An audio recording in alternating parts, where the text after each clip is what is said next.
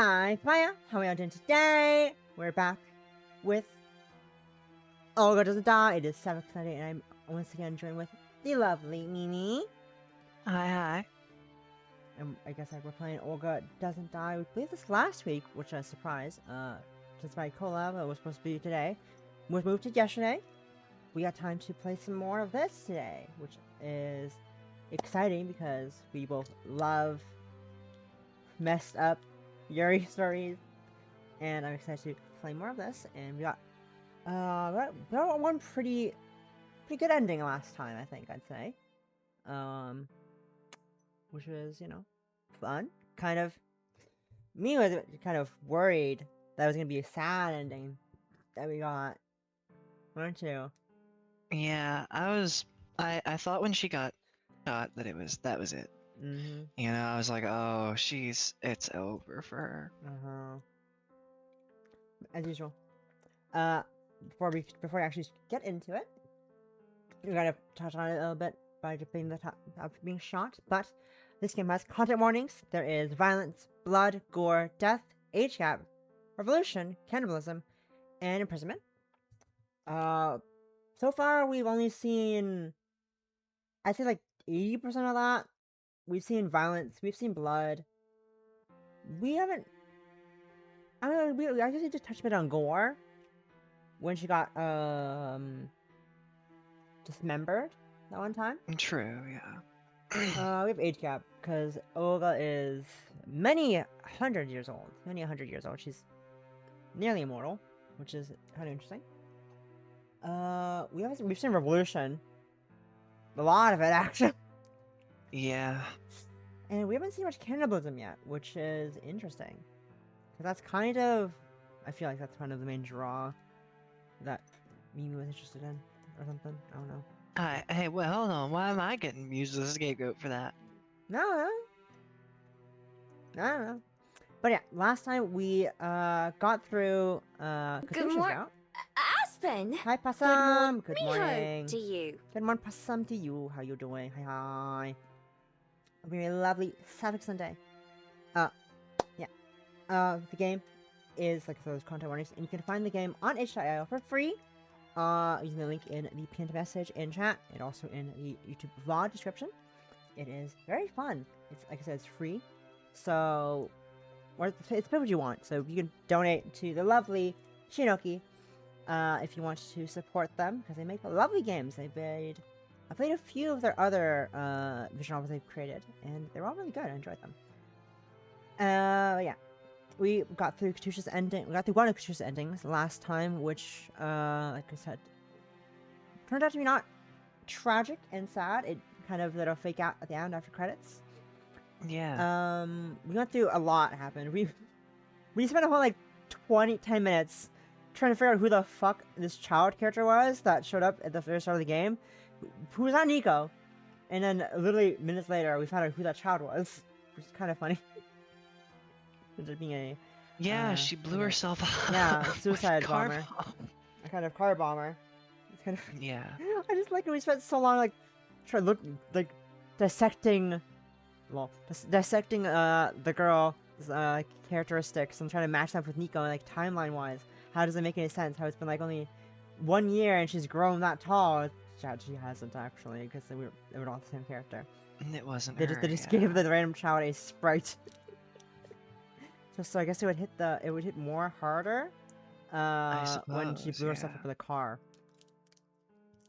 And that's probably what the reason why they gave her a sprite. Otherwise, I'm unsure why they chose to do that. And it's just very funny. We spent so long trying to figure out whomst. And yeah. And I was trying to figure out the timeline as well. But yeah. That's where we are. Shall we start with getting the other ending? Because it's very straightforward to get the other Katusha ending. Yeah, I'm absolutely down. Okay. It's right there. Katusha. Alrighty. Yep. And that we don't love her. We don't love her. She sucks. We don't love Katusha. She can die in a hole for all we care. Right? Yeah, no, I suppose in this ending. I don't. What voice I give Olga? I don't fucking remember. I don't remember. I'm trying to remember the voices. I know the voice I gave to Nico, but I'm Yeah. trying to remember the Katusha voice. It's always a struggle when I play these novels again. I think, what voice did I give these characters? It has been a week, yeah. Yeah, but usually when I play, some characters I can remember instantly, but sometimes I just don't remember at some point. Cause like I've do so much. It's been a week.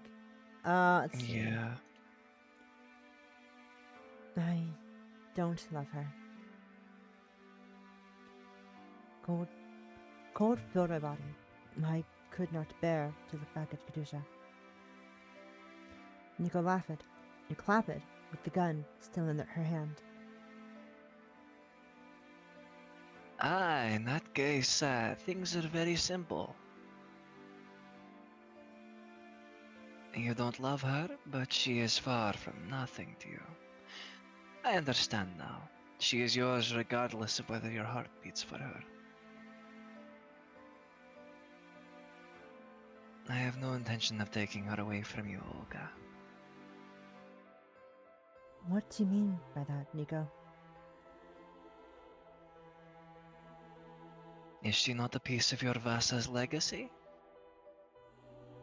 That aside, The princess will be yours at little cost to the two of you. I think that, at a little cost to the two of you, I think that you won't find it too disagreeable. I stayed silent.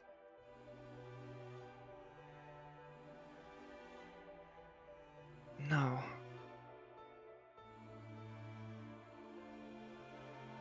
She will be alive. You'll be whole. For the most part, that is.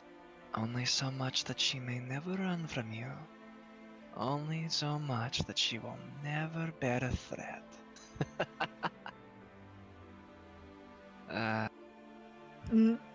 cripple her just a little bit. Fun!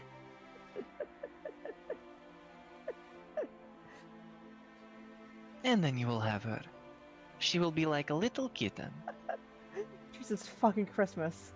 This is fuck. I know. I knew. Yeah, what a great way to start the stream. This is a great way to start the stream. Jesus Christ. Just a little. Jesus Christ. Little casual crippling of the love interest. Yeah. You may feed her, house her, care for her. One might even say love her. But only as far as one would love one's own belongings. I will not harm her as long as she is yours. The cost is simple. Both of you must stay in Muscovy.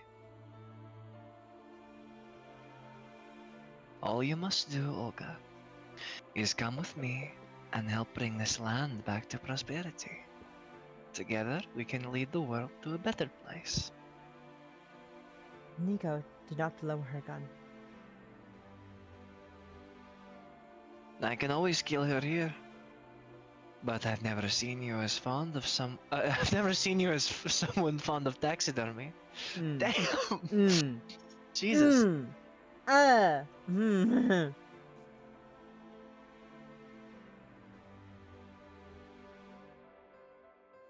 I would rather die than submit to you.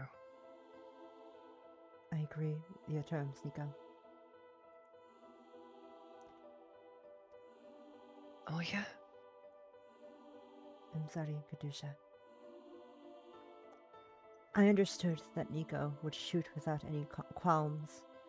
I could not deny that Nico's terms tickled a part of me that I hid deep within my gut. I wanted to have Katusha by my side.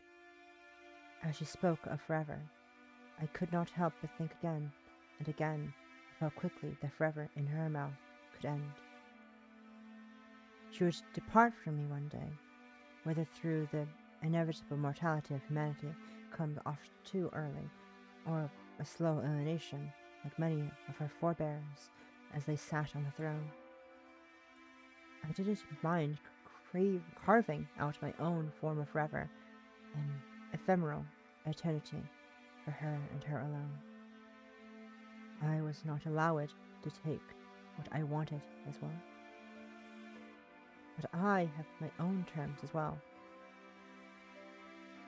I'm happy to hear you out. Fisha is mine alone.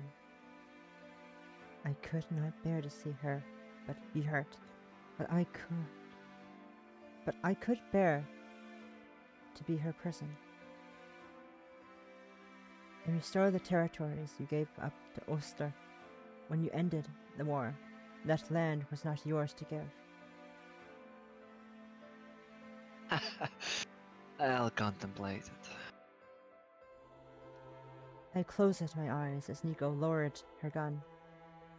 The guards behind Nico stepped into the train car and grabbed Kadusha. Following a command from Nico, they took her away. I followed after Nico, alighting the train without ever looking back. I could not bear to. As my feet once more touched the ground of the land Vasa conquered, I thought to myself of the question of sin and that of who had sinned against whom. I was the one who sinned.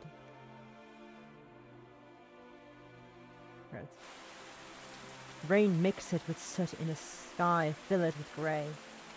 Spring was a season when the ice and snow melted, melting into colorless slush on the ground, mixing together with the mud. A witch and the leader of a nation from the far north stood before a grave. The two looked young, as if not a day had passed since they chose their path. But those who knew them understood that they held the wisdom and foolishness of age in their minds. The two discuss it in hushed terms, but the one within the grave, although the words discussed could not be used in truth. Only one person was talking. The one who rested beneath the dirt was a beautiful girl. This rain is really loud.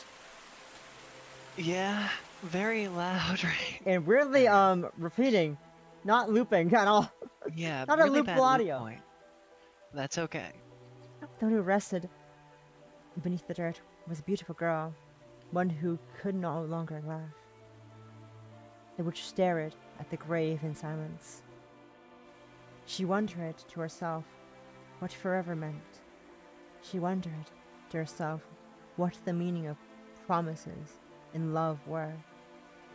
She no longer knew how to regret. So, she simply stared at the grave that did not resemble at all the one she was seeking. The stone was without the slightest bit of warmth.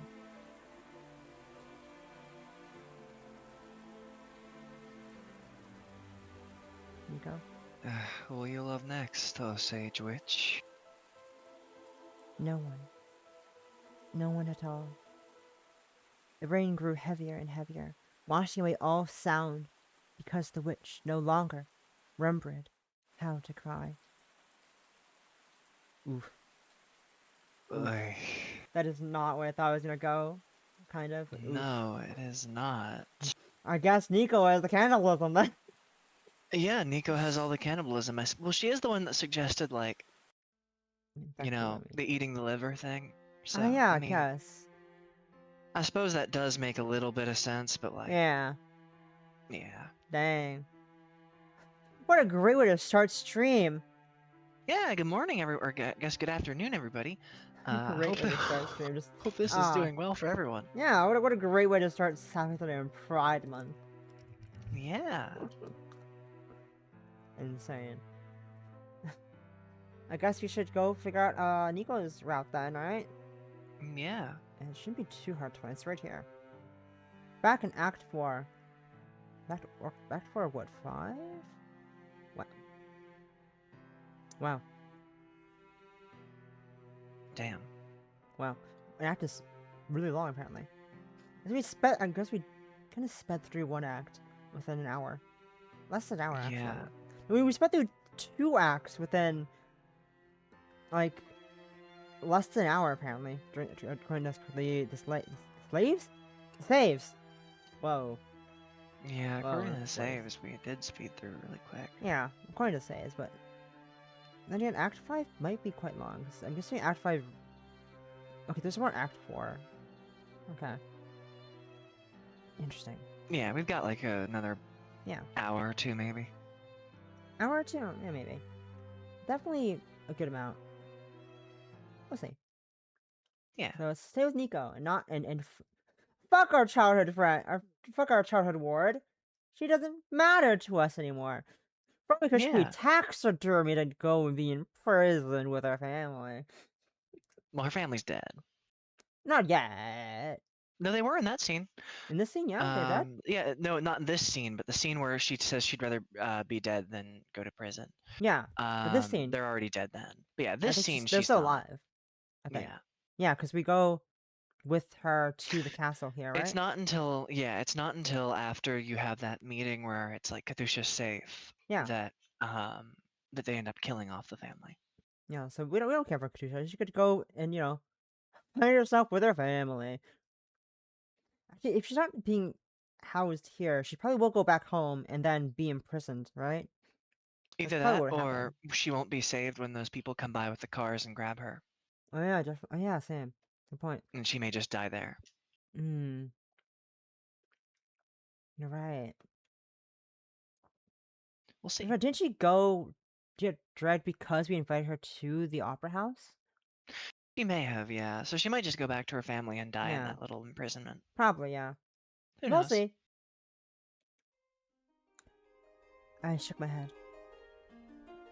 I'm busy tonight, but I promise I'll speak with you tomorrow. We could discuss where you want to go then, Katusha. No, it's alright. I didn't realize you had a guest over. It's really nothing important. You promise? I promise. Meet by the opera house around... Okay, no, I guess she does get kidnapped. Okay. At the opera house around noon. That makes me happy to hear. I'll see you tomorrow. See you tomorrow. Katusha wavered and left, closing the door behind her. As she did, I noticed that Nico's eyes following Katusha. I wondered if Nico recognized Katusha from somewhere. So, Vine. Let me get the cups and snacks out. The three of us settled it in and began to enjoy the wine with snacks, chatting about this and that. Nico kept refilling my glass as we talked. My cheeks soon felt warm, my head fuzzy. Must have drank more than her already. You love Vasilisa the Great. You really love her. You don't like it when other people are named Vasilisa because she's the only Vasilisa to you. Your Vasa is the only one in your eyes. I'm also named Vasilisa, aren't I? Blink it and blink it again. Although I heard her words, I did not understand them. I love it, Vasa. That was true. I still love it, Vasa. That was also true. She was dead. That was true as well. Regardless, I love it, Vasa, even if she was dead. That was undeniably true. That love of mine. What was it? Yes, you're right. I love her. I'm jealous. I'm so jealous. Am I your only Nico at least? You are. There's no one in the world like you, Nico. She caresses my cheek, gazing into my eyes, you swoon. I would. You as well, Olga. Her hands felt nice and cool on my flushed cheek. Nico had another bottle out from somewhere and poured both of us another glass. No, this bottle was most likely from my wine cabinet. As I sipped it, savoring the flavor, I contemplated to myself that I had good taste in wine. contemplated. Yes, that's right. It is nice that even an immortal can get drunk. Imagine losing the vices of life. Mm-hmm. The world is changing. What do you think this nation will be like?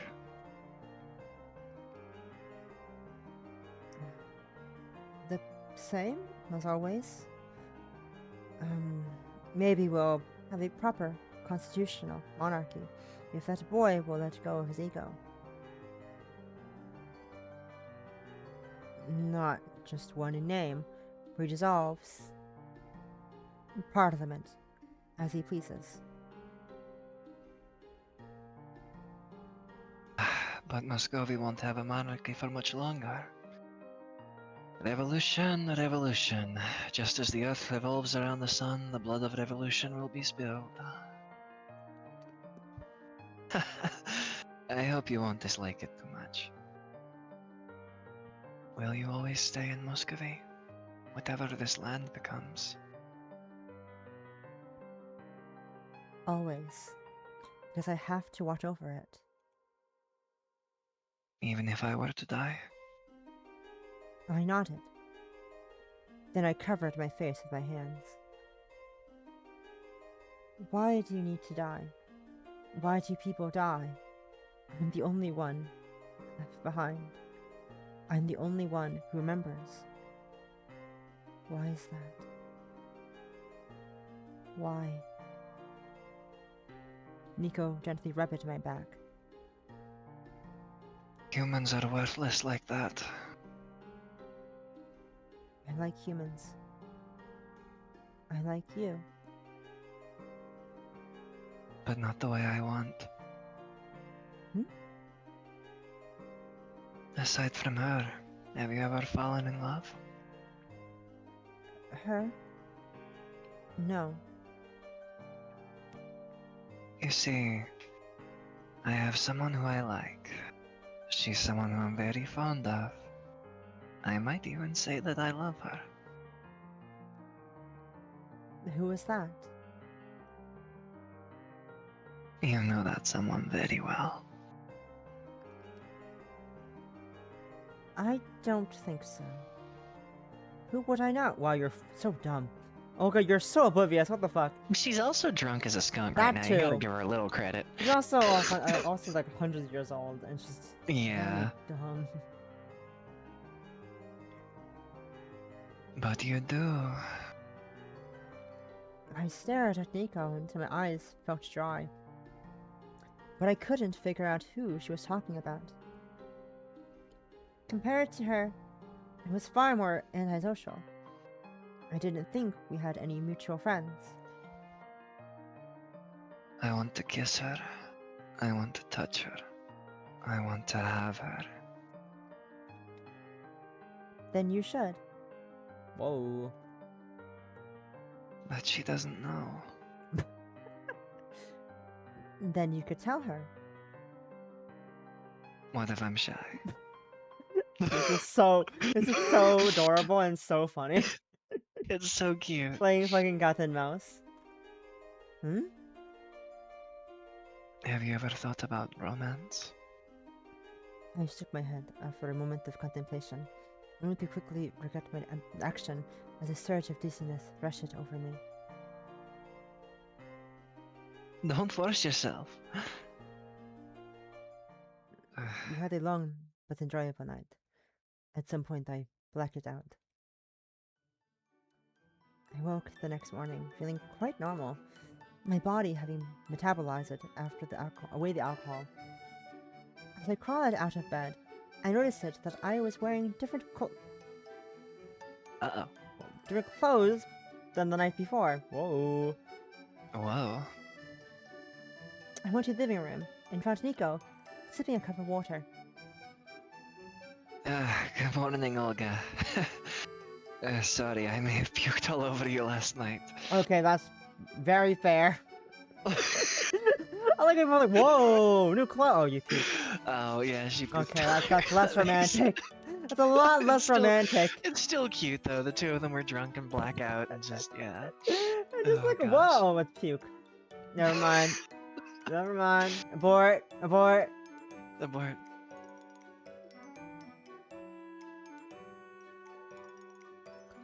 I smelled the scent of blood in the apartment, but it soon disappeared. What? Uh-oh. Where? Suspicious, What do you- suspicious, Any something blood on you, suspicious is going Nico? on. Any blood on you? Looks your It fucking might be crotch by yours. It accident. might be yours. Probably. It could be yours. I washed your clothes and changed you into clean ones. I nodded. I did not remember getting puked over at all. Remind me to drink in more moderation next time. If you say so. I noticed that Nico had already cleaned it up and seemed ready to leave the apartment. Heading out already? Alas, morning meeting. Good luck with that. Stay for breakfast next time. That I will definitely do. Ta-ta. She waved. I think she tried to eat your fucking liver. Maybe. You know the immortality thing? Yeah. I don't know. She definitely did something to you while you were She sleeping. definitely did something, because why is there blood? That involves Puke blood, does not yeah. make blood smell. No, Last it's a I very checked, different which was a smell. while ago actually, I've not smelled puke in ages. I throw up a lot, so it hasn't been super long since I've smelled throw up. It's not Interesting. blood, though. Yeah, it's not blood. After you departed, I idled at the apartments a while before I headed out to the opera house. Although I thought I would surely arrive before noon, Katusha had arrived even earlier than myself. Good morning, Katusha. Olga! She leak. Cheer. Not she. What the fuck, brain? She leaked. A happy Calm Pride the Month, fuck everybody. down. Cheer leaked from her voice, as if the last night had never been. I remember this part, yeah. Yeah, I think this is about to probably be the same. probably, but I'm okay Yeah, with reading it carry again. If you're okay with reading it again. I'm down. Yeah. Okay. What would you like to do today? Is there anywhere you'd like to go? She shook her head and tugged at my jacket. Anywhere with you would make me happy. I almost knocked soda clean onto my computer. Hmm? I almost knocked a whole bunch of But soda don't clean do over onto that. my computer. Well, it's not ideal. I know. We could go watch another opera performance, go to a museum, or find somewhere to have dessert. That...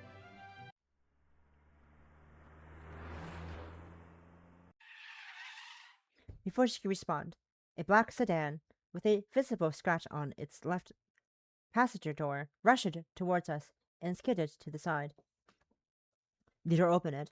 From within, a muscled man darted out to grab Kadusha.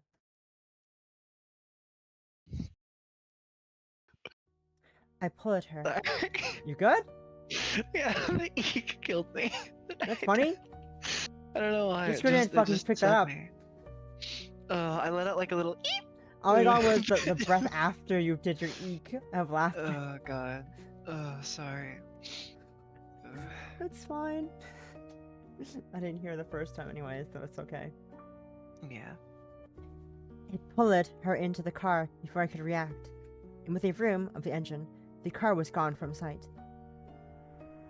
I tried to chase, but I could not run faster than a motor vehicle. Why does it look like that?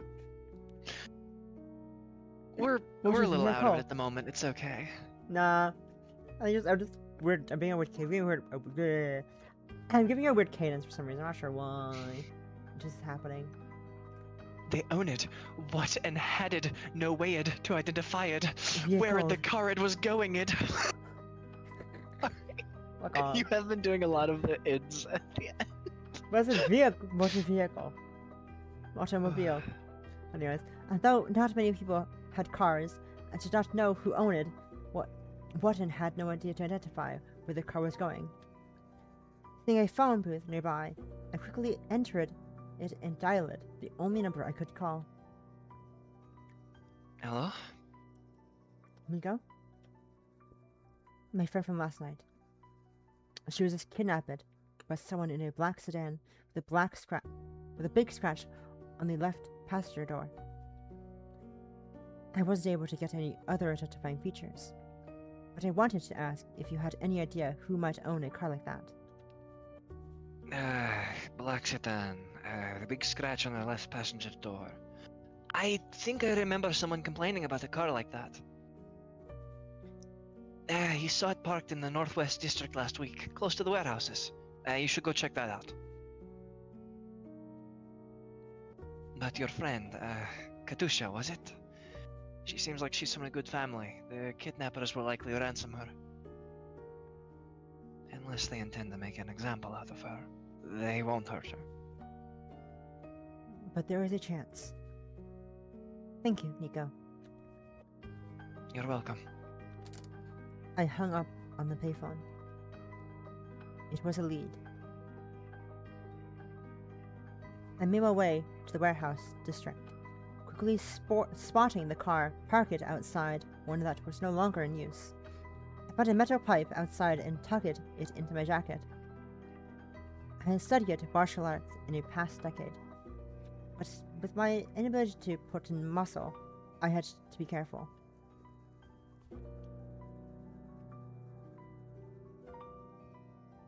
Do you want to play the first one or the second one? I can play the first one. I didn't think it would be easy to kidnap the princess. If His Majesty doesn't give in to our demands, then she'll just have to become another body to the war. Too bad you were born to the wrong parents. Fuck. Princess Ekaterina, you should help us for your own sake. Alright, we gagged you. Who would have thought you'd bite? Ekaterina Alexandrovna. Drovna was in that room. I knew and didn't wish to hear. I stuck inside, attempting to stay in the shadows. Katusha was tied in a chair, a cloth stuffed in her mouth. There were only 3 other people inside. Much to my chagrin, 2 held firearms. Katusha's eyes widened as she spotted me. Raising the pipe, I smashed it down on the head of the kidnapper closest to me. Whether his head caved in or not was none of my concern.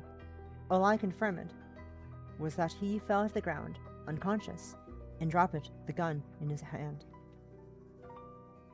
Intruder! Intruder! That works. The bullet went through my skull. I felt my legs go weak, but I focused on keeping my balance. The bullet pushed itself out of the wound as my head knitted back together.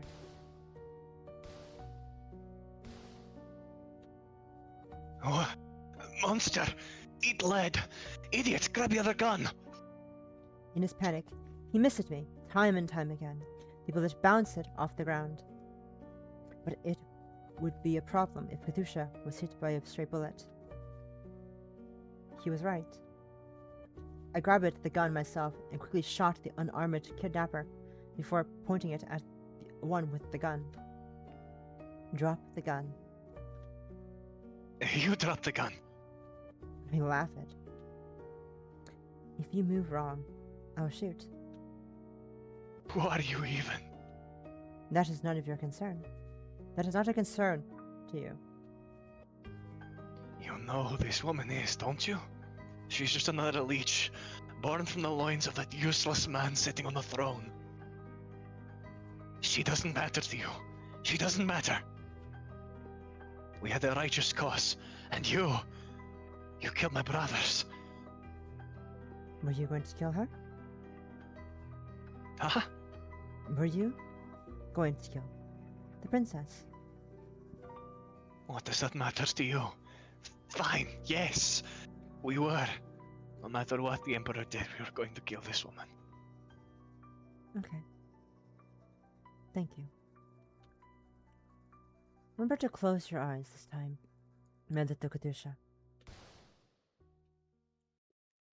He crumpled it to the ground. With all threats dealt with, I put away the gun. I walked over to Katusha and untied her, removed the gag from her mouth. Oh, yeah. She threw herself into my arms and sobbed. Why does this happen? I hugged her tightly, wrapping my arms around her, and gently petted her head. Because you are part of the Imperial family. Did Alexander need to die because he was part of the Imperial family? Your brother, Alexander, is dead? It was only months after you were gone, and an explosion, a bombing.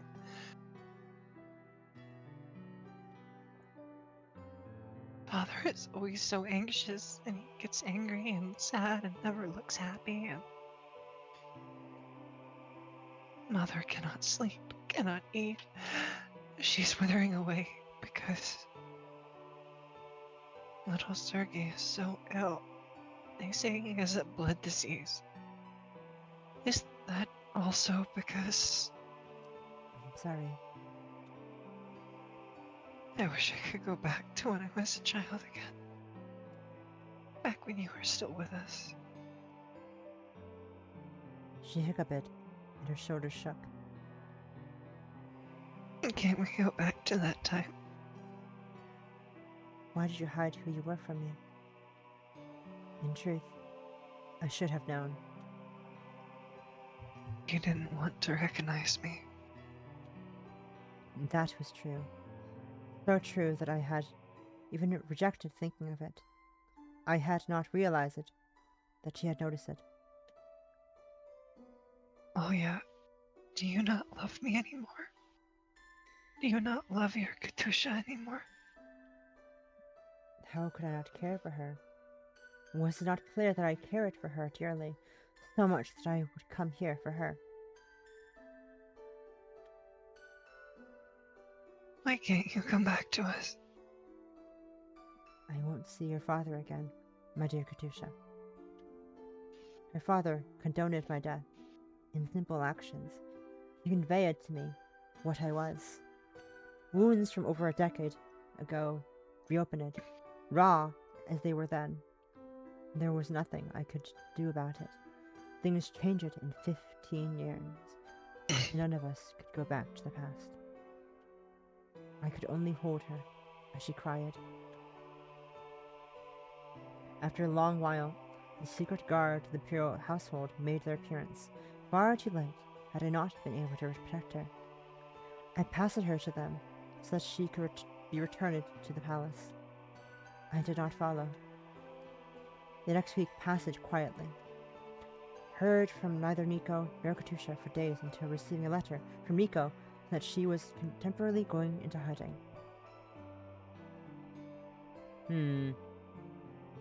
Interesting, so it goes the same way there. Maybe the first choices do matter? Maybe. Okay. Oh, okay. It is different. Cool. It is different, yeah. Just had to check, just in case. I fucked. Had to check, just in case. No, that's fair. Because we were sure. Look at the guide. Like, we looked at the guide earlier. It was like it. We weren't sure. The guide says to choose different options the very first 2 times, but we just assumed.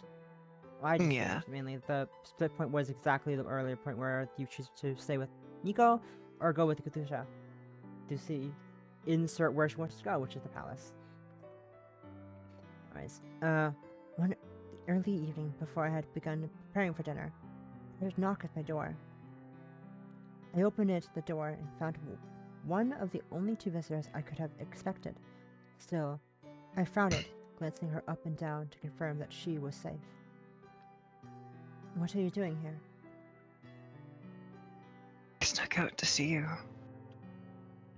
She stepped into my apartment, closing the door behind herself. Don't send me back to the palace. Contemplating the hassle, I let out a sigh and shook my head. When you were shot saving me, did that hurt? Does it hurt to die? It hurt.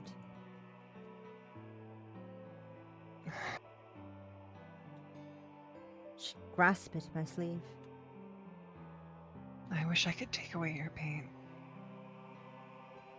The pain has passed it already. It's alright. She shook her head. I'm sorry What for? that you were hurt for my sake. That I tried to make you come back even though you didn't want to. I silently patted her head, reaching my arm upward. Do you intend to stay the night? Is that alright? I won't chase you away, and I assume you haven't eaten yet, if dinner time is still the same. The way her expression brightened warmed my heart. She had brought nothing but herself and the clothes on her back, but she quickly settled it and... Oh no, she's gonna make atrocious food again. Oh yeah, She's gonna she spin can't war cook for crime. shit. She's gonna do some Tuan cooking. Yep. I'll make dinner for us, Ilya. Declaring so confidently, she made her way to the kitchen. Hi, Kimmy. Welcome in. Good afternoon. Hope you have a lovely Sabbath Sunday. Thank you for your pat. That's way above my head. I just need to fix that at some point. I need to make the hitbox better. There's not. I need another hitbox actually. I'm using the wrong hitbox. That would explain a lot actually. I'm on the wrong hitbox. That makes so much more sense. Yeah, suddenly it makes a little sense. I'm on the PNG hitbox, not the 3D hitbox. There we go. Declaring so confidently, she made her way to the kitchen. I followed, curious as to what the little princess would do. Perhaps the way she cut an onion was a sign of things to come. The kitchen soon became like a crime scene in multiple ways, ending filled with smoke, as if someone was trying to burn evidence. Luckily, the fire was easily contained and put out. I ended up baking some potatoes for our dinner.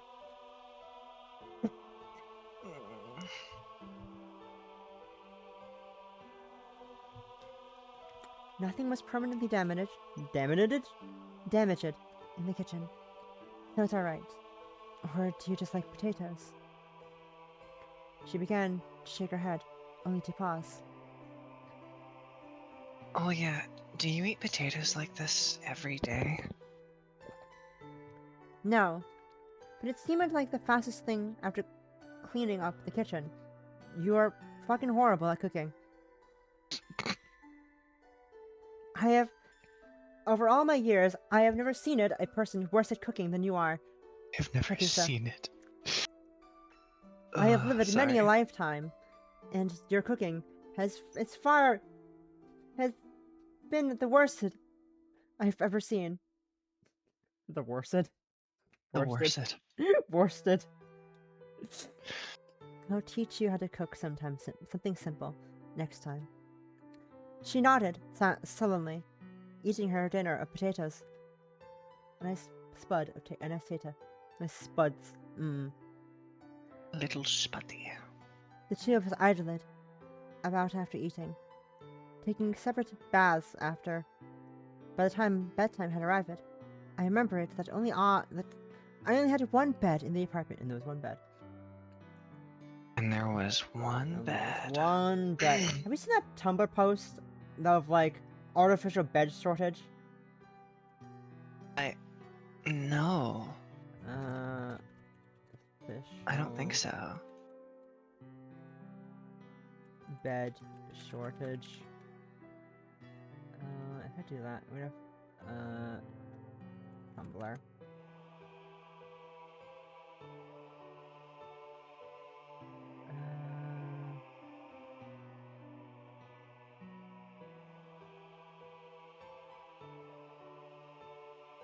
Where is it?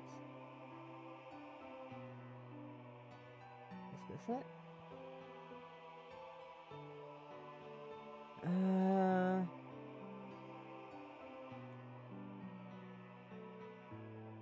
Here it is. This is a long tempo post. You have to read that on your own time. Alright. Where's Discord? There's Discord. That's myself, not your DMs. That is my other account on Discord, not your account. Whoops. There we go. It's a really long thing. Nah, it's alright. We'll I'll get take out a your look at own it a time. little later when I Right get now. a chance. Artificial bed scarcity. It's so fucking funny.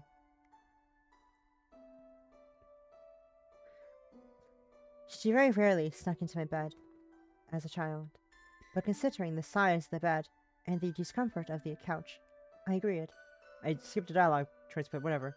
Dialogue option, but box, but that's fine, whatever. She wanted to sleep in our bed together. Lol. The one bed. Together. Lewd. We went to bed, but we were unable to fall asleep, even in the darkness. In the end, sitting up on the edge of the bed, the two of us began to chat. Why did you stay with the Imperial family for so long? Because someone asked me to.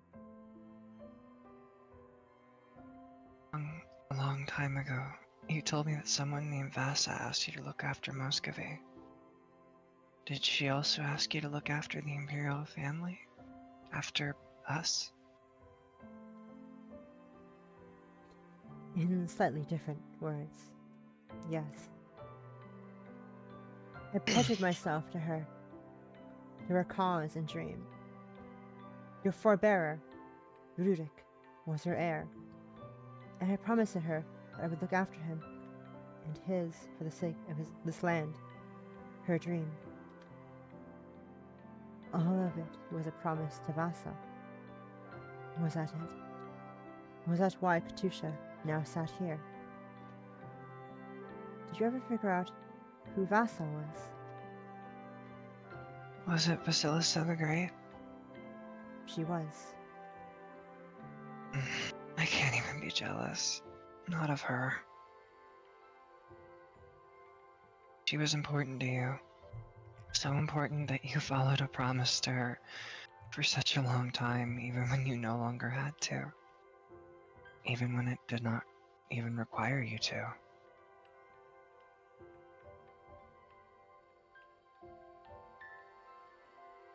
Did you ever like us?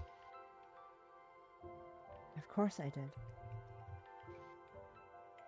But you liked her the most. There hasn't been anyone like her, right? I wish that I was like her. If I were also a strong warrior princess, then... I remember when you were young. It was winter before the rivers froze over. You saw a kitten in the water, and without waiting for any adults, you jump it in. And I don't think you understood how worried everyone was for you. That water was cold enough to kill if you stayed in it for too long, and it was far from clean. For you, that didn't matter. The only thing on your mind was the kitten. In the end, we had to scoop both of you and that little creature out of the river. But it survived it.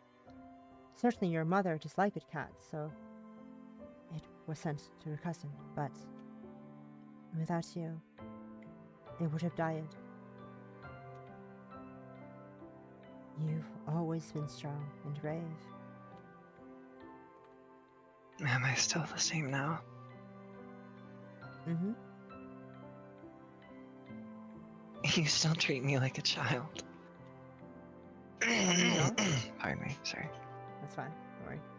Not anymore, Olga.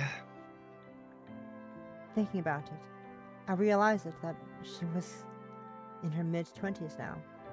There were women her age with children who were walking, talking, and beginning schooling. Yet she was still my little princess. She let out a yawn. Sleeping? But I want to talk more. There's always tomorrow. Mm. I patted the bed, coaxing her to return under the covers. As we settled it in to sleep for real, she rolled to face me and murmured, Isn't in Kitsa right now. But he's coming back tomorrow. I see. He is not. Anyway, Yeah. he is going nowhere. Good night. I closed my eyes. A slumber overtook my consciousness. I remembered how pleasant it was to sleep with someone warm beside me. I woke up the next morning, hearing loud noises outside. Checking the time, I found that we had slept in past my normal waking time. I gently shook Katusha awake before walking up to the window and peeking outside. Something seemed strange on the streets this morning. Mm. Something's happening outside. Today was no holiday. No parade should have been scheduled. Katusha nodded groggily, dragging herself out of bed. The two of us went through our morning routine, brushing teeth, cleaning up, making and eating breakfast. However, the noise outside continued. I turned it on the radio, hoping that we might learn about what was going on. Riots have broken out in protest over war rationing. Demonstrations and clashes between protesters versus Imperial forces are all over the streets. We have received news of strikes breaking out across major cities. The Emperor's train has been stalled and prevented from approaching the capital. Control of the railway has now left Imperial hands. Listening some more, I felt that I had a better understanding of the situation. Unfortunately, the state of things could not be considered good. Blood left Katusha's face. The radio was speaking of her father, after all. Then, I heard a knock at the door. Much to my relief, this morning's visitor was another friend. Nico. Good morning, Olga. I'm glad to see that you're still at home. I figured I would drop by as I was in the area. I wanted to give you a warning to stay inside today, because it may not be very safe outside. I glanced at the radio in my apartment. But you already know that. Thank you, regardless. Should I ask you to stay inside as well? If there hydrate me. Hey. You too should hydrate as well. Yeah, I'll take a sip. Yeah. Thank you, regardless. Should I ask you to stay inside as well? My apartment is big enough for 3 people. How could I? No, I'm afraid I have things I must get to today.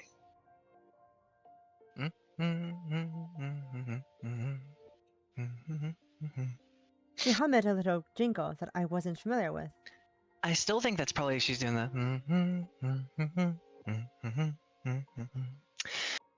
There really is a lot going on this morning, isn't there? What is that rhythm? That is the Soviet national anthem. Ah. Maybe. I wouldn't put it past her. That would make sense. Yeah, that was the little, like, jingle that the revolution. Oh, is that what the fucking well-known... Yeah, that. Yeah. Okay.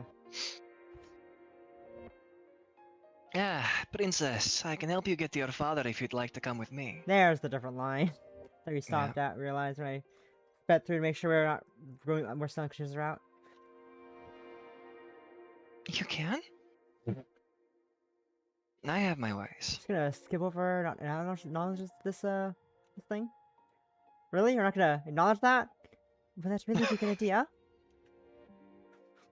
I won't force you, but I wanted to extend a helping hand. What do you think? We're just gonna gloss over that, Olga? Well, Katusha? I mean, in all fairness, look at her. I Do you know, think there's many but, like, pink-eyed, pink-haired hey, fucking girls in Russia Olga, that look like that? you learned about this like a few weeks ago. Did you tell Nico this? Katusha looked at me and then at Nico, again before nodding slowly. I think I can trust you. Your Ilya's close friend. Don't worry, Ilya. I'm sure things will be alright. I just need to see Father and make sure he's not getting himself into any trouble. Yes. Flash forward to what happened in the game later from Katusha's Yeah, no, route. she's so fucked. She's Her so life fucked. is over.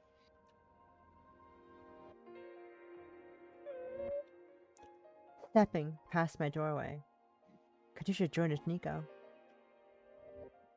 Stay safe. Both of you.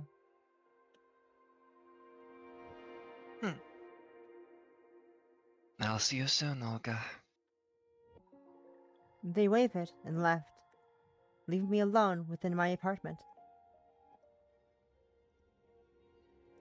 Although it felt empty without the little princess beside me, I contemplated that it was best that I stay inside. I sat down on the couch and listened to the radio for a while. The first evening. The provisional government has taken control. The second evening. No one may enter the city. I repeat, no one is allowed to enter the city of Kittis. The third evening.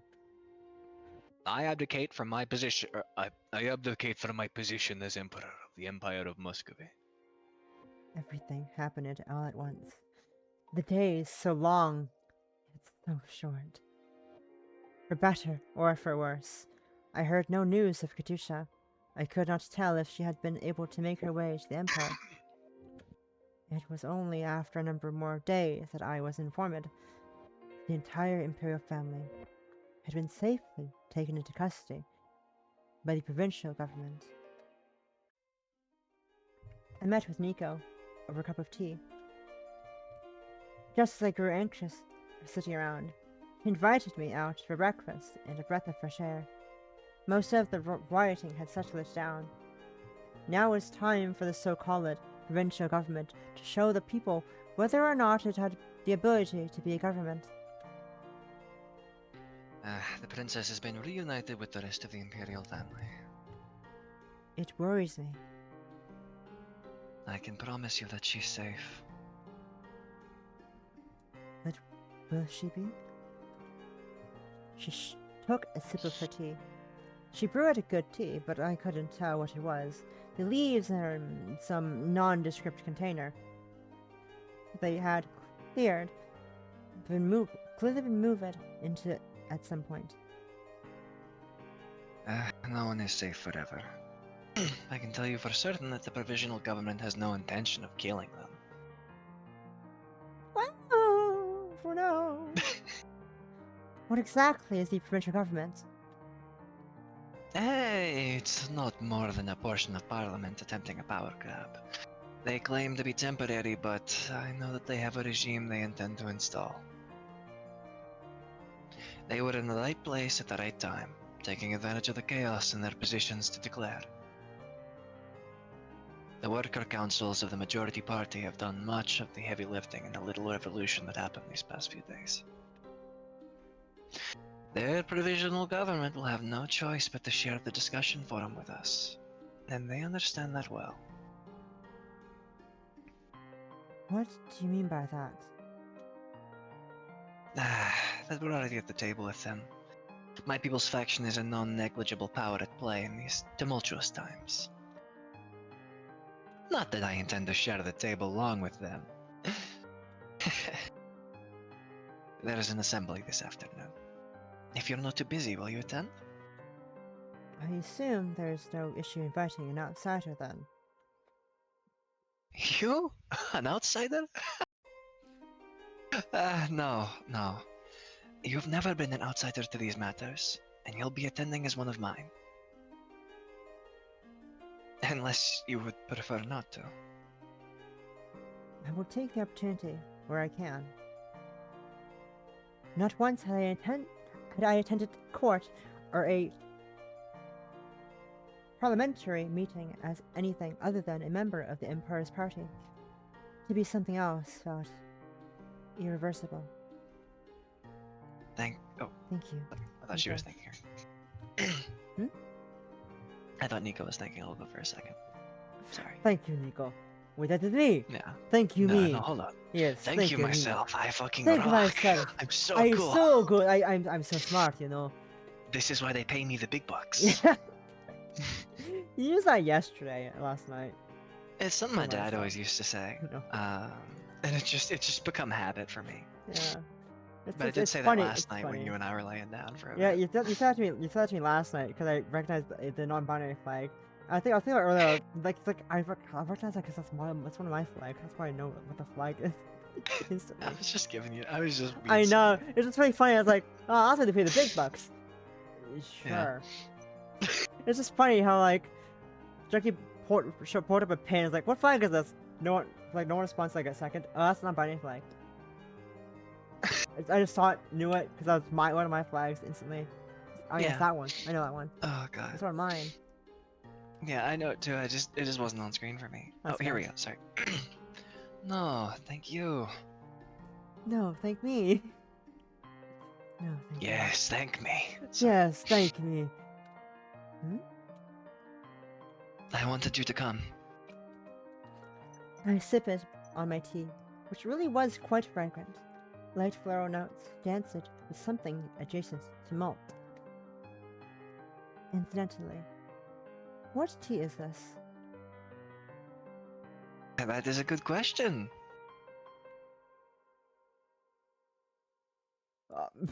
Okay, we'll never know. I was worried this is gonna go somewhere weird. And druggy.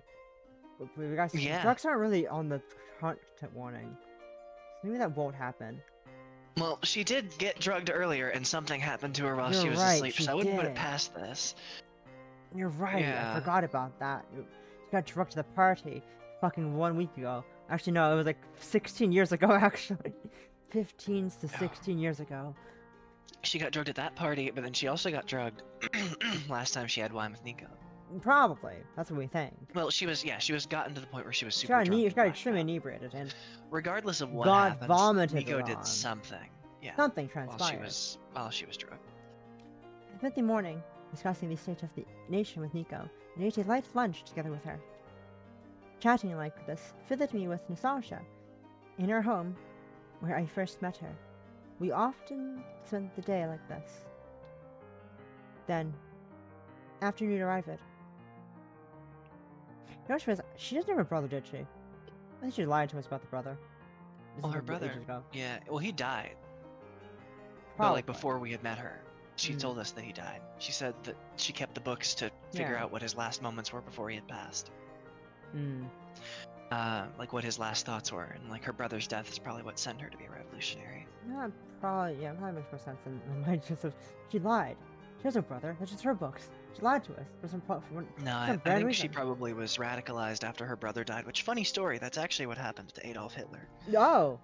His brother was killed in a police shooting, and he ended up going like absolutely mad over it, and it eventually sent him to be like, he eventually blamed it on Jewish people, erroneously, of course. Yeah. Because they had nothing to do with it. But he Yeah. was mentally weak after the loss of his brother, and groups took advantage of that to turn him into a Mhm. figurehead because he was a popular public speaker at the time. Mhm. Yeah, that's where he got his start in the Nazi Party. Funny enough, Interesting. little history lesson. Yeah. Good morning, Lena. What a great way to wake up to a story about Hitler. Yeah. Good morning. I'm telling It is 3 history of a.m. World for War Lena II right and now. where he got his start. It's 3 a.m. waking up to a story about Hitler. Yeah, sorry about that. Just a little fun fact I know about history. I don't think I ever learned about that in school. They don't really teach these things in school. I had a really good teacher named Mm. Woods, and he was really good at teaching these sort of things. He was very informal and taught a lot more of the personal, like smaller aspects of a lot of things, like between like Napoleon's romantic endeavors and his weird kinks to What? Hitler's dead brother. Napoleon had like a really thing, like he had a thing with bathing. It was weird. But I learned a lot about interesting parts of history that made the other parts stand out more and become more like ingrained in my memory because of things like, oh yeah, one of his first like most notable things is when he was a young child, his brother was killed in front of him in like a police shootout. I was like, oh, interesting, and that's what apparently sent him on this spiral to become the kind of like, you know, person he became before his dictatorship, which is what led him, of course, inevitably into becoming the worst dictator that we have in recent history. And a genocidal maniac. That we've got like a really well-recorded history of that guy for obvious reasons, because God, he was a psycho. But we've got quite the in-depth history that you just don't really hear a whole lot about, because, you know, the most notable shit he did was well after he became who he was. But yeah. We joined the several other members of her party and made our way to the meeting spot that the provincial government chose. The inside of the parliamentary building still looked the same. The discussion began mid-afternoon. The voices of all sorts filling the parliamentary building. Parliamentary hall. I sat with Nico near the front of the hall. The government? Clearly a more constitutional monarchy. No, a democratic republic. That was foolish. Something else. They all chattered. A new constitution. What was in it? What would not be in it? What would there even be? Would there even be such thing? They all chattered. I don't know shit about politics. I'm just an advisor. I know a lot. Wait a minute, I should know about this. She just 15 years out of practice, but it was maybe a dip in her, just drop in her pool of life, but still. True. 15 years out of practice is still a lot of time, nonetheless. Well, she's so used to a monarchy where it's just, oh, this person makes the say. Yeah. You know, Well, like, the so fuck it's not is really. She doesn't know a lot about democracy. What is communism? What is this communism? What is this communism? Sorry, I had to. I'm really bad at my jokes are fucking shit. Of course, I already knew Nico's opinion on what direction the government was to go in. It was certainly not a renewed form of monarchy as the constitutionalists wished it for. Thinking of the emperor and his abdication, I wondered if time had come for change. The war? The war must end. Muscovy's people cannot sustain this war. Can you bear to continue sending Muscovy's youth to be ground to bits in the trenches? We are dating the toxic girl today, Lena. We are. That we Actually, are. we started the stream off by killing Katusha. Kind of. Yes, by basically mutilating Katusha, crippling her off screen, and she died. Not being loved properly by us. To read Anthem. Yeah, that was a really great ending to start with. So Yeah. we're already off to just a We know it's gonna be fantastic feeling. sad, but like that was a direction I was not expecting. That much evilness from Nico, I guess. But you know, interesting nonetheless, I guess. Yeah, you have to go back to watch the beginning where we are the other ending of the game. What is this war truly? What this war truly is no more than the squabbling of kings, who are all tied to each other by blood, who wish to extract gold from even their brothers. This is the former Emperor's war, not that of the people, not that of this assembly, should you care for the needs of the people at all. What the people need is bread and peace. Bread. I love getting... I'd like to be bread. Sorry. Jesus Christ. Good morning, everybody.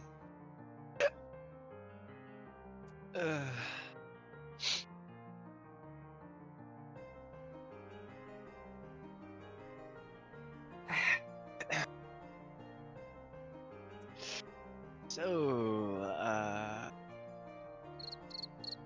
You got the whole squad laughing with that one, man. The funny thing is funny. The funny is, I was going to make that joke, but I was just gonna not have the punchline of the joke. But you want to say it. You want to went even further, and just basically said the same thing, but faster instead of the punchline. Actually.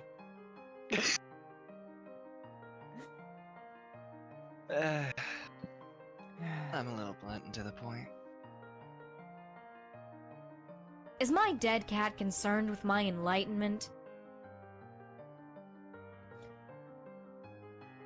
After seemed like forever, the assembly called it for the day. For all that had been discussed, not very much had been decided. All of the parties regrouped, discuss among themselves their next plans. Tomorrow, this assembly will meet again. Support women's rights and women's wrongs here. Yeah, we do. We're supporting a lot of women's wrongs here today. Revolution. The revolution. The world fucking revolves on everything. Everything revolves. Nico's, after all, others left. Nico and I stayed behind for a moment. Olga, She called out to me as I began to leave as well. What is it? will you lend my cause your support? The legitimacy of your backing? You are a symbol of God to those who lead Muscovy. The holy sage witch of the one who built the nation upon this land. Do you see wisdom in my way? Are we outing her for the sage witchness, or just saying that it's the thing? I don't know. I looked towards her, wondering if I had heard her correctly. She asked me this audacious request without a single drop of shame in her voice.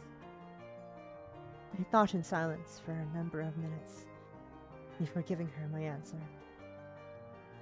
Nico, I see a path in your way. All I need to see is whether you can walk down it and clear the ground for others to follow. I brought her hands to my lips and lit a kiss on the back of her hand. Whoa! Can you show it to me? Was it her heart that sounded so rushed right now? For you, anything. Or was it mine? That look in her eyes, it reminded me of a conqueror, and I really did like it. Oh, it was a conqueror, but a god to the masses. The conqueror was benevolent, yet fearsome, bringing down both life and floods. The thing in Nico's vision was her own form of utopia. She is very bold this time. It's something Yeah. difference to her. That night where they, got drunk together and were all giggly, I guess gave her the confidence to keep going, Maybe. to keep pushing. Later, I asked Nico to meet with the Imperial family, but I was unfortunately unable to do so. That's also different. Still, this continued. I think they're dead. They're dead by now. Probably. They're probably dead by now. Blood spilled on the streets in the next weeks. Not by the guns of foreign soldiers, but by those of the provincial government. Protesters had taken the streets. Some armed, some not. Wait, we were drunk together? Sorry, I just hit my arm on the desk. Did they hold hands? God. We don't know. Something happened that night. We don't quite know. Something happened that warranted Olga to get a new change of clothes. Sorry, to have her change something happened for Nico to change Olga's clothes out. Her excuse was that she vomited on her. Yep. But we suspect otherwise because there was this hint smell of blood in the air, in the room. Yep. So odds are Puke was not a player in that night's events. I think unemployment began to soar. Issues from imperial reign further ex, ex, exact, exacerbated Exacerbated. by the French government's choice of inaction. The food shortage continued. Spring still far away. Even as the war grew more and more unpopular, those who led the French government chose to continue it, for not a single of them needed to lay down their lives. Dozens of corpses filled the streets. Unrest and unhappiness spread along with the growing support for the majority party that stood against the French government's policies. I saw darkness in the people, the vicious sort in the eyes of the majority party. It was just another day. I accompanied Nico to the city's center, where she prepared to speak. A large crowd formed before her, consisting of more than party members. She had no script for her, for she had no need for it. She simply began to speak. When will we have peace? When will we have bread? Those questions sit at the forefront of everyone's minds. The war for domination is one fought between the richest of lords to divide and plunder all within their sight. This war has destroyed and ruined, building nothing. This war has shown us that we will either be destroyed by the greed of capitalism or break free from their oppression through revolution. Break away from the bourgeoisie and their chains, take peace into our own hands. What does that mean? The answer is socialism. The provisional government has betrayed the people. They are the bourgeoisie, who appear time and time again to steal from the proletariat and force the people to their deaths. Shall we let them be? No. We must overthrow the bourgeoisie. Let there be a world for the people, of the people, led by the worker councils, elected and created by the people until we reach a wantless, exploitationless result. If we cannot succeed in this revolution, then what peace we may grasp will only be temporary. They will starve us again and send us to slaughter afresh. This war has shown that all we ask for is peace and bread. But all they ask for is feed off of the people to exploit and devour.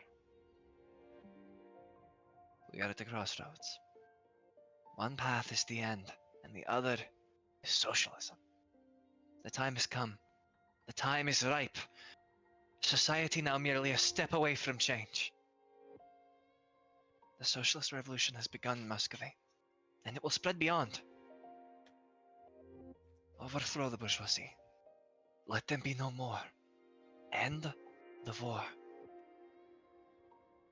We will have peace and bread. The end of wars. The end of oppression. No more will the bourgeoisie steal from the proletariat. The wounds of war will heal.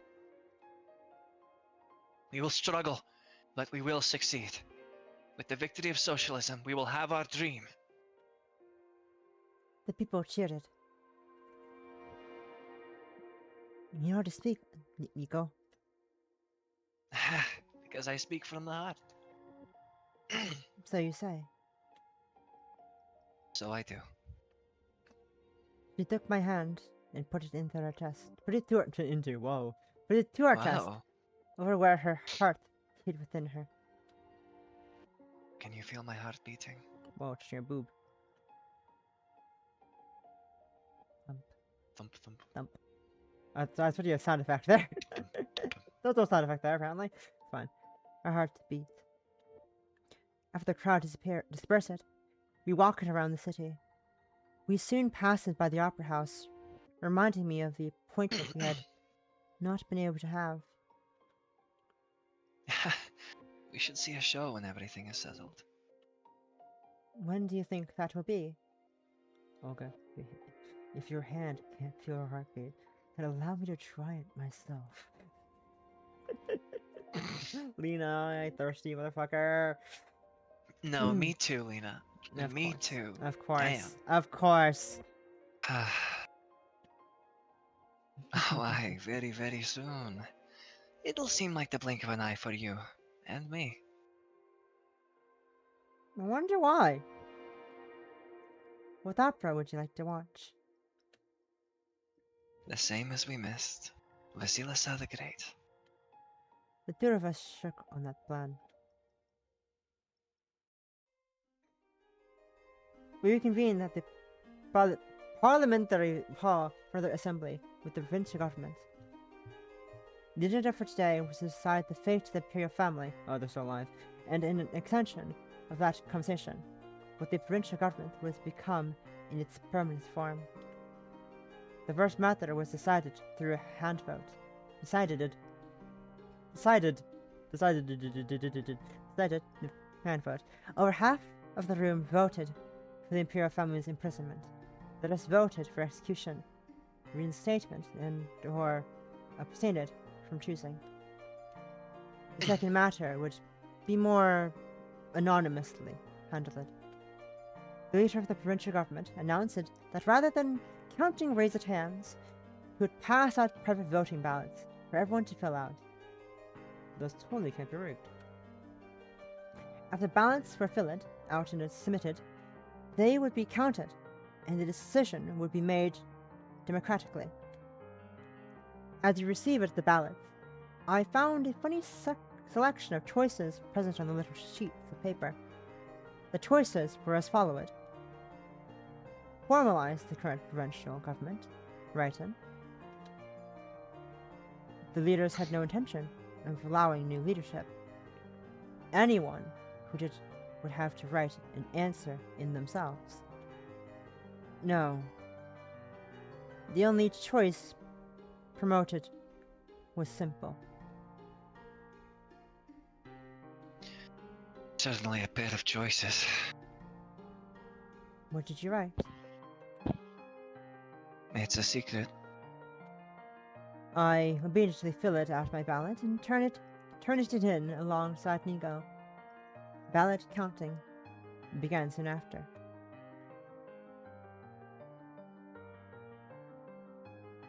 There are certainly other ways of doing this, but they want to move on from being a provisional ruling class and onto a more permanent sort. And then nothing will have changed at all. Do you think that this provincial government will last? The people will rise up very soon, Olga. The leader of the provincial government stepped up to the podium once more after the ballots had been counted.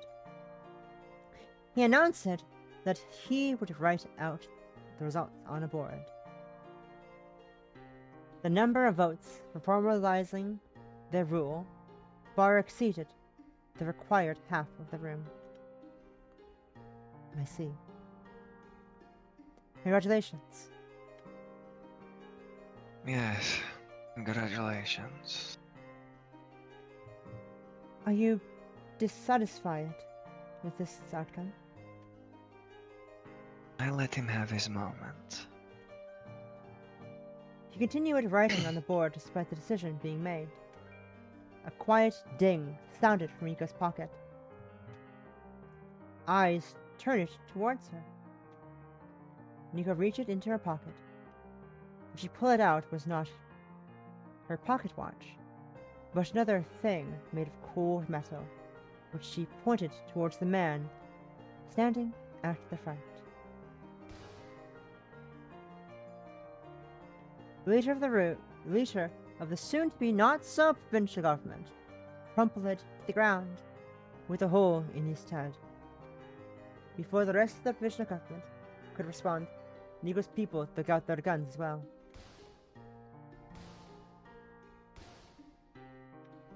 Then came screams. Some tried to fight, some tried to flee. However, as Nico's people stood closest to the exit, no one could leave without being shot. The only people left standing in the assembly hall were those who belonged to Nico. Their blood smells bad. Unfortunate that not everyone attended today. But that's alright. Comrades, all is according to plan! All according to Kikaku. Kikaku means plan. What? All according to Kikaku. Kikaku means plan. Oh, This is okay. a Death Note joke. Gotcha. Never seen Death Note. Ah. You should watch it sometime. Katyusa! Don't you just Katyusa? Katyusha. Katyusa. Katyusa. Dear Lord. Kikaku means plan. Kaikaku. Here's what you know. Today means Kikaku means plan.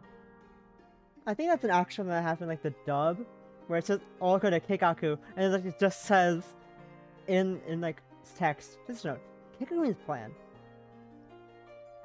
That's fine.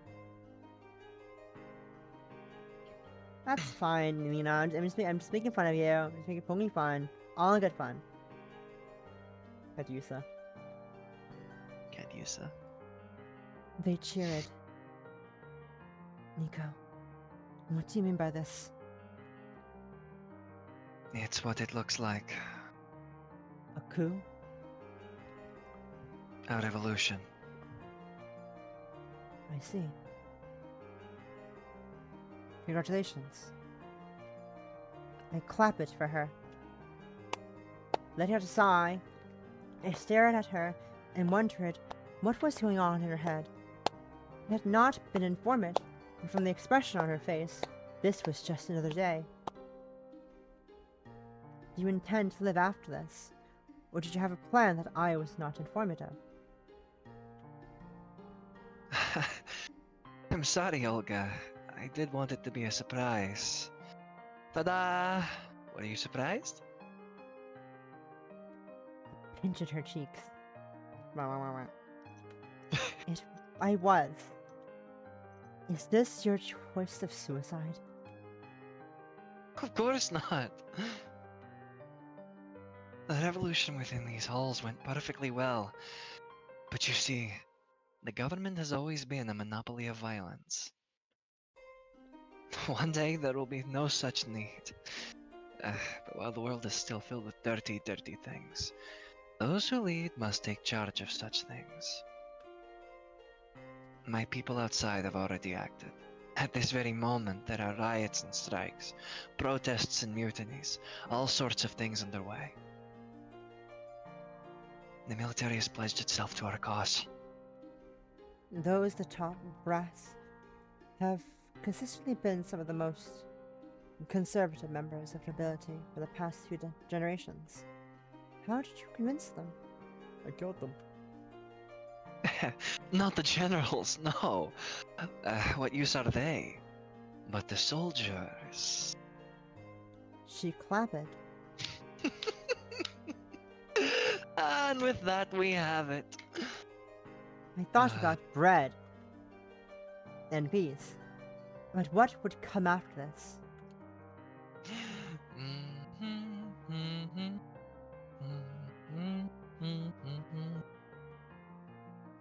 Nico took my hands into hers and spun me around a little, twirling, dancing upon the bloodied ground.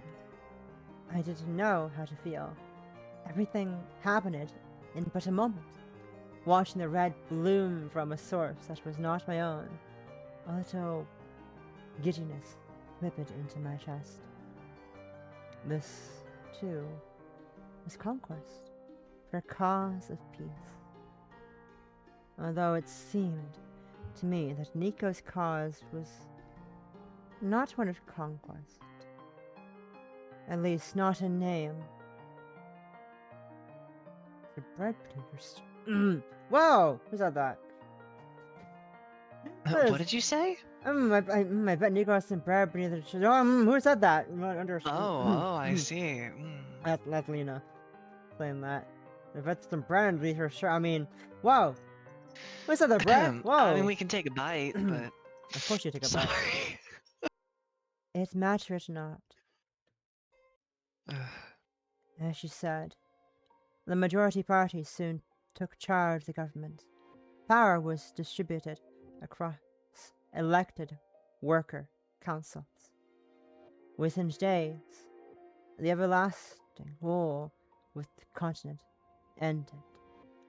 Although I consider it the treaty an unhappy one, the loss of much recently gained land, she delivered what she had promised: bread and peace. In her exchanges of peace with the continent, she obtained agreements for food that would tide the nation over until the next harvest. Yet, another war was brewing.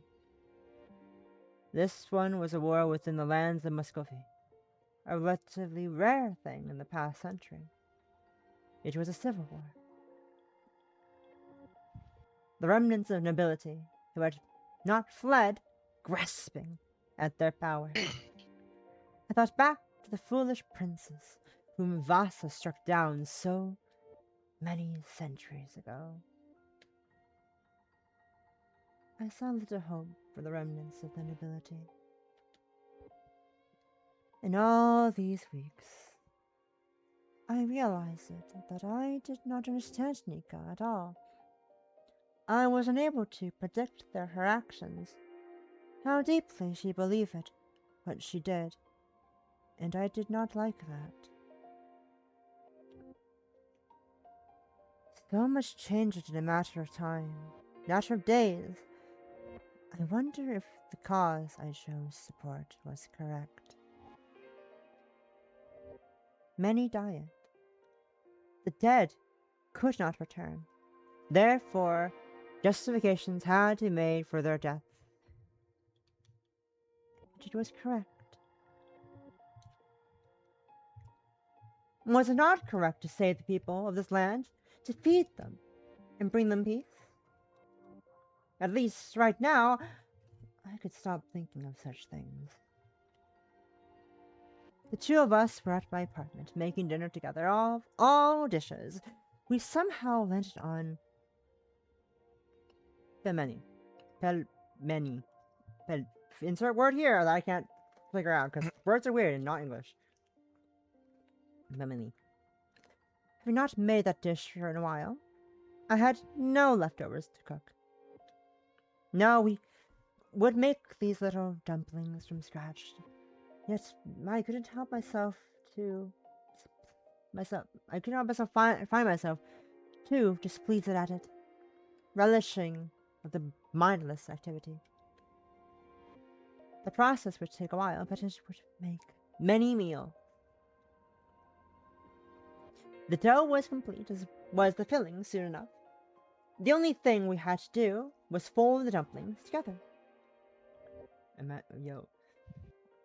What if we fold dumplings together and we were both girls? Oh. Imagine.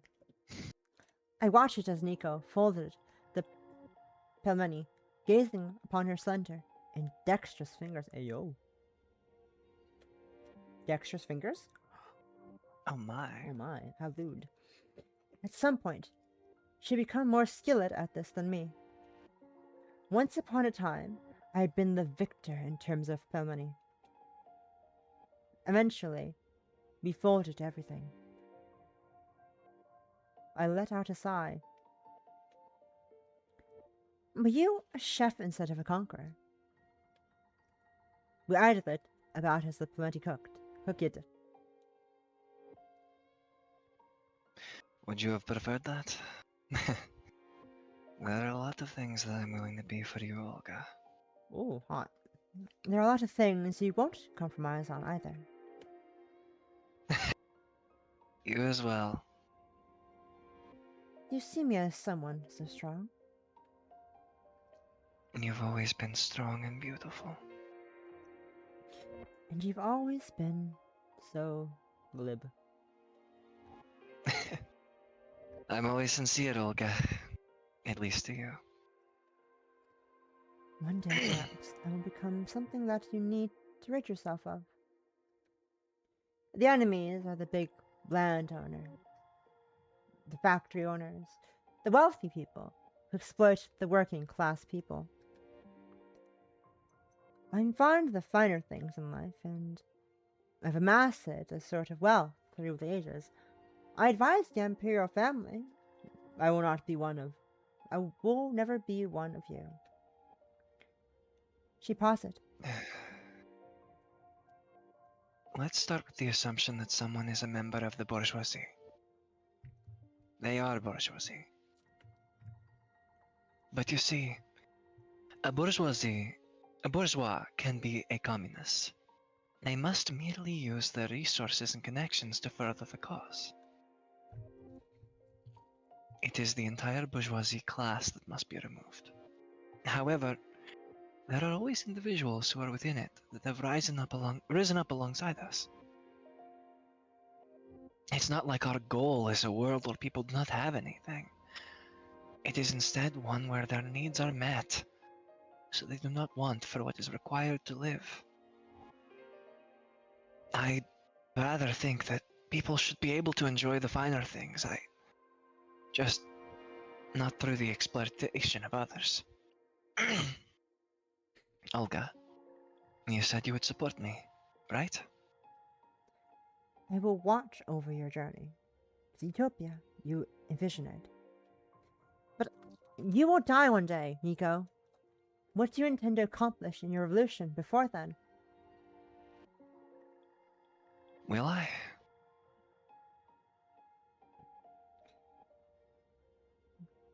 Because you are only human, Nico. If I must die, then remember me always, Olga. Then I will be forever in your eyes. And if I do not die, then I can accompany you forever, no?